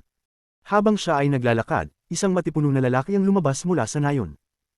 Ang taong ito ay malaki, may hawak na pangmilitar na tinidor at isang pana at mga palaso at may daladalang USA sa kanyang balikat. Nakita siya ng matipunong lalaki at ngumiti. "Maliit na bata ng pamilya Wang, sumama ka ba sa anak ng pamilya ko sa pagtitipon ng sining ng espada?" Nahihiyang tumango ang bata at nagsabi, "Magandang araw po, Tio Joe." Lalong lumapad ang ngiti ng matipunong lalaki. Hinaplos ang ulo ng bata at nagtawa. "Ikaw talaga ay anak ng isang manguukit. Hindi lang ikaw mas gwapo, kundi mas marunong sa etikete kaysa sa mabaho kong anak. Papunta ka na ba sa bahay? Halika, sasama si Tio Joe sa'yo. Kailangan ko lang pag-usapan ng ilang bagay kay tatay mo."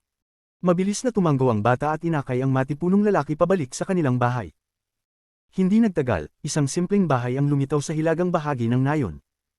Tumakbo ng ilang hakbang ang bata at sumigaw, "Tatay, andito po si Tio Joe."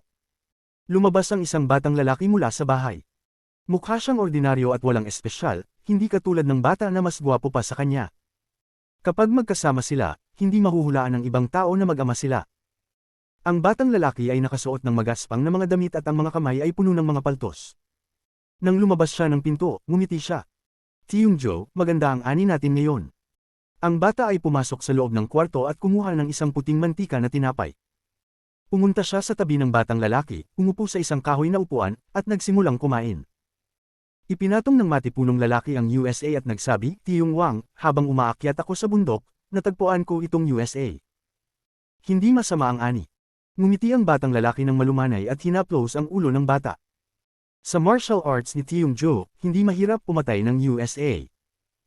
Ang matipunong lalaki mula sa Joe family ay tumawa. "Tiyong Wang, hindi maliit ang bata ko. Pagkatapos ng 2 taon, ipapagawa ko siya ng bahay at mag-aasawa. Malapit nang matapos ang bahay at kulang na lang ng kasangkapan. Kailangan ko ng tulong mo para dito."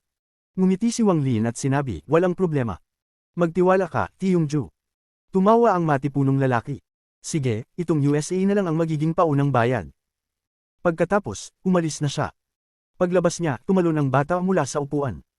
Mabilis siyang pumunta sa USA at sinuri ito mula ulo hanggang paa. "Ama, si Tio Joe talaga ay malakas. Kayang-kaya niyang manghuli ng ganitong hayop." Nagpakita ng mahinahong tingin ng batang lalaki at ngumiti. "Huwag mong tignan muna. Oras na para uminom ng gamot." Nagsay ang bata. Itinaas niya ang kanyang mata at tumingin sa batang lalaki at nagsabi, "Tatay, ang gamot ay napakabango." Lumabas ng kwarto ang batang lalaki na may hawak na isang mangkok na puno ng puting likido. Walang amoy ang likidong iyon. Pinipigilan ng bata ang kanyang mukha habang unti-unting umiinom ng gamot. Matapos niyang uminom, naggalit siya sa mukha. Tumakbo siya papuntang puso ng tubig at uminom ng ilang beses bago mawala ang mapait na lasa sa kanyang bibig. "Ama, kailan kaya titigil si Ping sa pag-inom ng gamot na ito?" Tumingin ang bata sa batang lalaki. Ang batang lalaki ay si Wang Lin, at si Wang Ping ang bata. Ang mga mata ni Wang Lin ay mahinahon habang marahang nagsasabi, "Malapit na." Hating gabi, ang liwanag ng buwan ay bumagsak sa lupa na parang isang patong ng pilak na sutla na ipinadpad sa buong kalupaan. Ang lamig ng liwanag ng buwan ay nagsimulang kumalat, na nagdulot ng katahimikan sa baryo sa ilalim ng Quillian Peak. Maliban sa ilang mahinang alingawngaw ng mga aso, wala nang ibang tunog. Sa loob ng silid, si Wang Ping ay nakatulog na. Bagamat mapatla ang kanyang maliit na mukha, mahimbing ang kanyang pagtulog. Ang kanyang bibig ay nagpakita ng isang ngiti. Malinaw na siya ay may maganda at masayang panaginip. Si Wang Lin ay nakaupo sa tabi ni Wang Ping nang ang kidlat ay kumislap sa pagitan ng kanyang mga kilay. Dahan-dahan niyang itinaas ang kanyang kanang kamay at ang kidlat ay gumalaw mula sa kanyang mga kilay patungo sa dulo ng kanyang kanang kamay. Dahan-daang pinresko ni Wang Lin ang kanyang kamay sa pagitan ng mga kilay ni Wang Ping. Agad na damaloy ang kidlat sa katawan ni Wang Ping. Ang itim na usok ay lumabas mula sa katawan ng bata at nagtipon sa kanyang balat. Ang itim na usok ay unti-unting naging mas makapal at gumalaw sa ilalim ng kidlat. Sa wakas, bigla itong tumakas mula sa katawan ng bata at mabilis na itinaas ni Wang Lin ang kanyang kanang kamay upang hulihin ito. Lahat ng itim na usok ay nahuli at pagkatapos ay nakuha at kinendense sa isang bola ng itim na ulap. Ang kanyang kanang kamay ay bumuo ng kamao at ang bola ng itim na ulap ay piniga. Ang mukha ni Wang Ping ay nagpakita ng kaunting pamumula. Habang tinitingnan ng bata, nagbigkas ng buntong hininga si Wang Lin. Tinakpan niya ulit ang bata gamit ang kumot na natabig at pagkatapos ay lumabas ng silid. Sa loob ng bakuran, ang liwanag ng buwan ay bumagsak sa katawan ni Wang Lin. Nagbigay ito ng pakiramdam ng kalungkutan mula sa liwanag ng buwan sa kanyang katawan. Bulong ni Wang Lin sa sarili, 5 taon. 5 taon na ang nakalipas, bumalik si Wang Lin sa planeta ng Ranyun at nanirahan sa Fallen Moon Village. Ang dahilan ng pagpili niya sa pook na ito ay dahil ang baryo na ito ay halos katulad ng kanyang tinubuang bayan. Si Wang Ping ay ang espiritu ng galit. Dahil sa gamot na iniwan ni Liu Mei at sa tulong ng Thunder Spell ni Wang Lin, marami sa kanyang galit ang naglaho, kaya't siya ay naging katulad ng isang normal na bata. Gayunpaman, kung hindi siya uminom ng gamot araw-araw at hindi magamot ni Wang Lin, babalik siya sa kanyang dating kalagayan. May buong proseso para tuluyang mapawi ang galit. Ang alaala ni Wang Ping ay tinanggal ni Wang Lin at binigyan siya ng bagong buhay. Sa loob ng tahimik na baryo, ang puso ni Wang Lin ay kalmado. Malayo siya sa mga pagpatay at digmaan. Tanging ang buhay na payapa at tahimik lamang ang naruroon. Ang buhay ni Wang Lin ay matatag. Nabubuhay siya tulad ng kanyang sariling ama at kumikita bilang isang karpintero. Ito ang hiling ng kanyang ama. Kung hindi niya makakayanan ng Imperial exam, magiging karpintero siya at susundan ang yapak ng kanyang ama. Maraming kagamitan sa paggawa ng kahoy sa bakuran. Isang larawan ng kanyang 5 taon dito. Tuwing nakikita ni Wang Lin si Wang Ping na naglalaro kasama ang mga bata, naiisip niya ang panahon noong siya'y kasing edad ni Wang Ping. Ganoon din siya at hindi umuwi hanggang oras na ng pagkain. Sa ilalim ng liwanag ng buwan, may mga yapak na naririnig mula sa labas ng bakuran. Isang tila matamlay na anyo ang dahan-daang lumapit. Ang bata ba'y natutulog? Isang matandang tinig ang narinig, at kasunod nito, isang bahagyang nakaluhod na anyo ang pumasok sa bakuran. Bahagyang tumanggaw si Wang Lin ngunit hindi nagsalita. Nang pumasok ang matandang anyo sa bakuran, ang liwanag ng buwan ay tumama sa kanyang katawan. Ang taong ito ay si Sun Tai. Si Sun Tai ay mukhang mas matanda pa. Ang kanyang mukha ay puno ng mga wrinkles. Pagkatapos ng 3 taon ng paninirahan ni Wang Lin dito, dumating si Sun Tai. Para siyang isang nag-iisang matandang hindi nais mag-isa sa pag-alis sa mundong ito. Tinitingnan ni Sun Tai ang bahay sa ilalim ng liwanag ng buwan na may mga mata na puno ng kabutihan. Hindi niya alam kung bakit, ngunit sobrang mahal niya ang batang si Wang Ping. Inilayo ni Sun Tai ang kanyang mga mata at dahan-daang nagsalita, "Gaano katagal mo balak samahan ang batang ito?" Ang aura ng kamatayan sa kanyang katawan ay lalong lumakas. Si Wang Lin ay tahimik na nag-isip ng matagal bago itingala ang kanyang mga mata sa buwan at dahan-daang nagsabi, "Isang cycle ng reincarnation." Cycle ng reincarnation. Buntong hininga ni Sun Tai at nagsabi, "Ayaw mo ba siyang gawing cultivator? Sa iyong cultivation, maaari mong gawing mas madali ang daan ng batang ito sa cultivation. Magkakaroon siya ng mas malaking advantage kaysa sa ibang mga anak ng pamilya ng cultivation." Ang mga mata ni Wang Lin ay nagpakita ng kalungkutan at dahan-dahan niyang sinabi, "Hindi ko siya papayagang mag-cultivate sa buong buhay niya." Nag-isip ng kaunti si Sun Tai at sinabi, "Maganda ang talento ng batang ito. Hindi ko siya papayagang mag-cultivate." Ang mga mata ni Wang Lin ay tumaas kay Sun Tai at sinabi, "Hindi kailanman." Tinanong ni Wang Lin ang kanyang sarili, "Cultivation, cultivation, ano ang katapusan ng cultivation?" Ang buong buhay niya ay hindi masaya, at isang malungkot na daan. Ayaw niyang maranasan ito ng sarili niyang anak. Ang kalupitan ng mundo ng cultivation, ang pagpatay at panganib ng cultivation world. Naiintindihan niya ang lahat ng iyon. Si Ping Er ay nakaranas na ng maraming bagay na hindi niya dapat naranasan. Pinangalanan ko siyang Wang Ping nang may pag-asa na magiging tahimik at ligtas ang kanyang buhay. Inaasahan kong magiging isang mortal siya, mag-aasawa, magpapalaki ng mga anak, mamumuhay ng tahimik. Mula ngayon, huwag nang pag-usapan pa ang tungkol sa cultivation. Ang boses ni Wang Lin ay puno ng determinasyon. Hindi ito mababago at hindi maaaring mabago.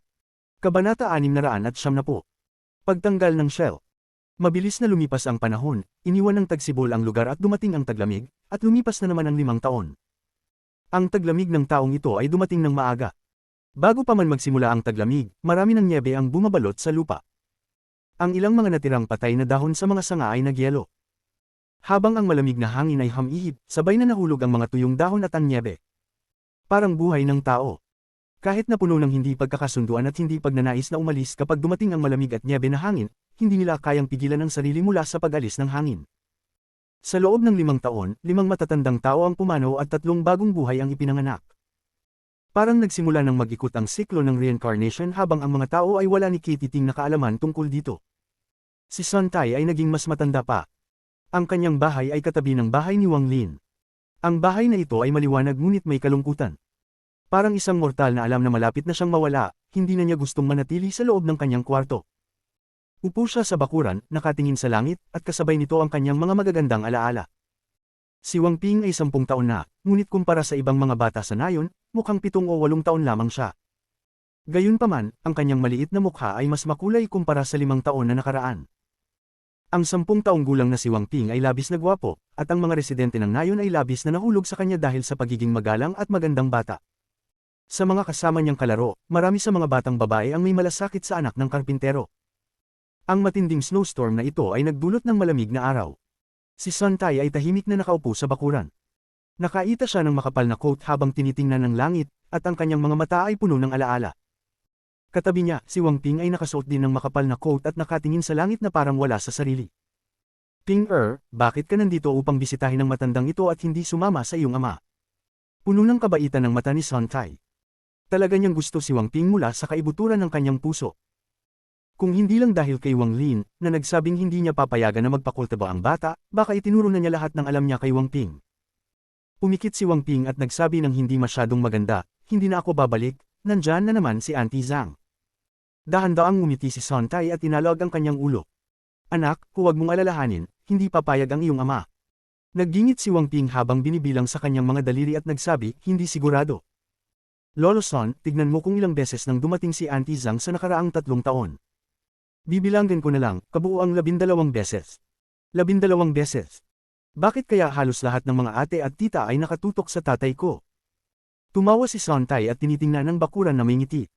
Huwag mong alalahanin ang iyong tatay. Tignan mo dyan sa labas, mukhang ang pangalawang anak ng Zhou family ay naghahanap sa iyo. Nagulat si Wang Ping at itinataas ang kanyang ulo para tignan ng bakuran. Nakita niya ang isang batang babae na may edad na 7 o 8 taon, na may pulang mukha na papalapit sa kanya. Kuya Wang, nandyan ka na. Tawag ng batang babae mula sa labas ng bakuran. Naggingit si Wang Ping at sumigaw, wala ako dito, dapat kang umalis. Pagkatapos ay mabilis siyang lumabas ng bakuran. Hindi man lang siya tumingin sa batang babae na may luha sa mata at tumakbo papuntang bahay nila. Nakita ni Sun Tai ito at hindi napigil ang tumawa. Ang kabaitan sa kanyang mga mata ay lalong naging mas maliwanag. Sa oras na ito, si Wang Lin ay nasa ibang sitwasyon kumpara kay Sun Tai. Nakakunot ang kanyang noo habang kaharap ang isang batang babae na patuloy na nagrereklamo. Ang kanyang mukha ay puno ng malungkot na ngiti. Mukhang medyo tumanda si Wang Lin sa 5 taon. Katulad ng nang siya ay naging mortal. Upang hindi takutin ng mga mortal, hindi na siya kasing bata ng dati at lumapit na siya sa katanghaliang gulang. Ang paghihirap sa kanyang mata ay nagbigay sa kanya ng kakaibang aura kahit na siya ay nasa kalagitnaan ng buhay. Ang batang babae ay labis na mahinahon. Tinitingnan niya si Wang Lin at buong sinseridad na nagsabi, Kapatid Wang, tingnan mo, si Wang Ping ay 10 taon na at may mahirap na buhay na wala ang ina. Kung hindi mo iniintindi ang sarili mo, sana isipin mo na lang ang bata. Ang anak ng Zhao family sa dulo ng nayon ay isang magandang babae, at handa siyang makasama ka. Ipinangako pa niyang aalagaan ang bata na parang kanya. Ano pa ang hindi mo gusto? Lalong lumakas ang malungkot na ngiti ni Wang Lin at hindi makatingin ng direkta.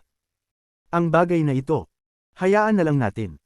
Hindi tumigil ang batang babae at nagpatuloy, kapatid Wang, bakit kailangan mong maging ganito? Alam kong hindi ka na muling nagpakasal dahil mahal mo ang ina ni Ping Er. Ngunit kailangan mo pa ring magpatuloy ng buhay mo. Noong nakita kita dito 10 taon na ang nakalilipas na may dalang sanggol, ako. Noon hindi pa ako kasal, pero tignan mo ako ngayon. Ang anak ko ay 8 taon na. Sa sandaling iyon, pumasok si Wang Ping at itinulak ang pinto ng walang kalikot. Tinitingnan niya ang batang babae at tahimik na umupo. Nakita niyang magsasalita ulit ang batang babae, ngunit sumigaw si Wang Ping, "Tay, gutom na ako." Maluwag na huminga si Wang Lin at nagsabi, "Itigil na natin ang pag-uusap na ito." Nagsay ang batang babae at inalog ang kanyang ulo. "Kung ayaw mo, walang pilitan. Pero kapatid Wang, kapag may nais kang babae, tandaan mo na sabihin mo sa akin." Tumingin siya kay Wang Ping at inilapat ang kamay sa kanyang ulo. Umungol si Wang Ping at umatras. Tumawa ang batang babae. "Ang batang ito ay may matinding ugali. Dapat mong matutunan ng iyong tatay. Ang iyong tatay ay may pinakamahabaging ugali sa buong nayon, kaya nga't halos lahat ng mga magandang babae ay gustong magpakasal sa kanya." At pagkatapos ay umalis siya. Pagkatapos ng batang babae umalis, tinanong ni Wang Ping, "Tay, ikaw?" Bago pa siya makapagsalita, ngumiti si Wang Lin at nagsabi, "Huwag mong alalahanin ang mga bagay na ito. Si Auntie Zhang ay ginagawa ito ng mabuti para sa iyo. Halika na at inumin mo ang gamot mo." Lumaki ang mga mata ni Wang Ping habang tinitingnan ng kanyang ama at nagpout. Pero gusto niyang maghanap ng stepmother kay Ping Er. Si Huzi nga, nahanap na ng tatay niya stepmother. Ngayon, hindi kumakain ng maayos si Huzi at laging pinapagalitan. Tumawa si Wang Lin, tapos niyakap si Wang Ping sa ulo at ngumiti. "Sige, ipinapangako ko sa iyo na hindi ko hahanapan ng stepmother, okay? Ngayon, inumin mo na ang gamot mo." Masayang kinuha ni Wang Lin ang mangkok at ininom lahat ng gamot ng isang subo. Ngayong pagkakataon, hindi na mapait ang gamot. May tamis na sa halip ay matamis ng kaunti. Ang matamis na ito ay mula sa kanyang puso, mula sa pagmamahal kay Wang Ping. "Tay, kapag ako na lang ang kasama mo, hindi ka magiging malungkot. Hintayin mong lumaki ako at aalagaan kita hanggang sa pagtanda mo." Maingat na inilapag ni Wang Ping ang kanyang mangkok at tinitingnan si Wang Lin ng seryoso. Ngumiti si Wang Lin at pinatpat ang ulo ni Wang Ping. Lumabas siya ng kwarto papunta sa bakuran at nagsimula maglinis ng niebe gamit ang walis. Pagkatapos niyang linisin ang bakuran, kinuha niya ang kanyang mga gamit at nagsimula magtulungan sa kanyang trabaho bilang karpintero. Tinitingnan siya ni Wang Ping mula sa bintana at tahimik na nag-iisip. Napakatalino ng kanyang memorya, mas mataas pa kaysa sa ibang mga bata sa kanyang edad. Alam niyang maalala lahat mula sa insidente nang tanungin niya ang kanyang ama kung nasaan ang kanyang ina noong siya ay 4 na taon pa lang. Sa sandaling iyon, ang ekspresyon ng kanyang ama ay kakaiba. Hindi niya naintindihan kung ano ang ibig sabihin ng ekspresyon na iyon, ngunit ngayong siya ay lumaki na, naintindihan na niya. Isa itong ekspresyon ng kalungkutan. Siya ay isang monawang bata, kaya mula noon, hindi na siya nagtanong tungkol sa kanyang ina. Pagkatapos dumating ang taglamig, sunod-sunod na dumating ang malalakas na snowstorm. Habang dumating ang malamig na taglamig, naging mas kaunti ang mga aktibidad ng mga tao sa nayon. Ang mga malamig na araw ng taglamig ay dumaan araw-araw at hindi nagtagal, dumating ang simoy ng tagsibol. Dahan-dahan itong tinanggal ang lamig ng taglamig. Nagsimula ang paaralan ng nayon sa tagsibol. Dito natututo ang mga bata sa nayon ng magbasa at magsulat. Ang mga araw ay dumaan ng tahimik. Sila ay tahimik na parang tubig na walang alon. Sa gitna ng katahimikan, isang piraso ng kalambutin ang humugas sa pagod na puso ni Wang Lin. Habang si Wang Ping ay lumalaki araw-araw, hindi na patuloy na hinabol ni Wang Lin ang kaliwanagan, kundi tahimik na pinagmamasdan si Wang Ping gamit ang puso ng isang ama. Sa loob ng 10 taon, maliban na lamang sa tuwing pinapalabas niya ang sama ng loob ni Wang Ping, hindi na siya gumamit ng ibang mga spell. Para bang nakalimutan na niya ang lahat. Ngunit habang siya ay nakakalimot, isang pagkaunawa sa siklo ng buhay at kamatayan ang tahimik na nabuo sa puso ni Wang Lin. Habang lumalaki si Wang Ping, ito ay naging mas malalim. Si Wang Lin ay may napakagandang pagkaunawa sa bahagi ng kamatayan ng siklo ng buhay at kamatayan, ngunit wala siyang gaanong pagkaunawa sa buhay. Habang dumaan ang panahon at ang kanyang Dao Heart ay pinapaluwag ang pagod, dahan-dahan din itong umuusad patungo sa pagiging buo. Pagkatapos ng isang perpektong buhay at kamatayan, ang siklo ng karma ay susunod. Dahan-dahan ang ebolusyon ng Dao ni Wang Lin sa tahimik na buhay na ito. Kung may makakakita ng ganitong pagbabago, magugulat sila dahil hindi ito isang simpleng pagbabago kundi isang malaking pagbabago sa domain ng isang tao. Ang domain ay isang espesyal na pagkaunawa na taglay ng mga cultivator matapos masira ang mga celestial realms. Maaaring sabihin ang Dao na tinatahak ng isang cultivator ay nabubuo mula sa kanilang domain. Ang ugat ng lahat ng ito ay may malalim na kaugnayan sa domain. Kaya naman, ang bawat domain ay halos nakatakda na para sa bawat cultivator, at bihira na ang isang domain ay mag-evolve.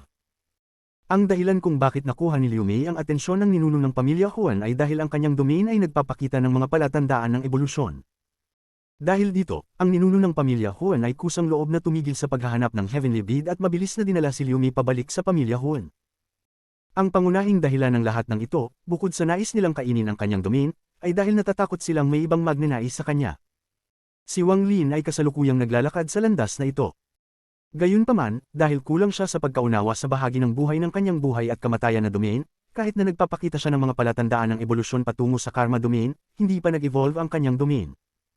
Dahil dito, ang kasalukuyan ay isang mahalagang sandali sa buhay ni Wang Lin. Maaari pa itong magtakda ng kanyang mga magiging tagumpay sa hinaharap. Medyo naintindihan na ni Wang Lin ang bagay na ito. Gayunpaman, kung may pagpipilian siya, hindi niya ito gagawin kapalit ng pagkakataon na pinapangarap ng lahat ng ibang cultivator. Dumaan ang tagsibol at dumating ang taglagas, at muling lumipas ang 6 na taon. Dumating ang oras ni Sun Tai. Para bang dumating ito ng mas maaga kaysa sa inaasahan. Nang siya ay nakahiga sa kanyang sariling bahay, ang mga tao na naruroon upang maghatid sa kanya ay sina Wang Lin at Wang Ping lamang. Sa oras na ito, siya ay katulad ng mga nalentang dahon na tinangay ng malakas na snowstorm 6 na taon na ang nakalipas. Si Wang Ping ay 16 na taong gulang na, at nagsimula na siyang magmukhang higit na katulad ni Liu Mei. Ang ganitong hitsura sa isang batang lalaki ay naging sobrang gwapo. Gayunpaman, ang kanyang mga mata ay malinis at nagpapakita ng malinaw na pagkakaiba ng itim at puti. Sa loob ng kanyang 16 na taon ng paglaki, natutunan niyang maunawaan ang maraming bagay. Kagaya ng katotohanan na kilala ni Grandpa Sun ang kanyang ama mula pa noong unang panahon at labis siyang nirerespeto ng matandang lalaki. Ang respeto na iyon ay hindi ipinapakita sa pamamagitan ng mga salita o sa ibabaw, kundi mula sa kaluluwa, at malinaw na naramdaman ito ni Wang Ping. Si Wang Lin ay mukhang mas matanda na ngayon. Tahimik niyang tiningnan si Sun Tai at dahan-dahang sinabi, "Sun Tai, gagawin ko ang ipinangako ko sa iyo noon."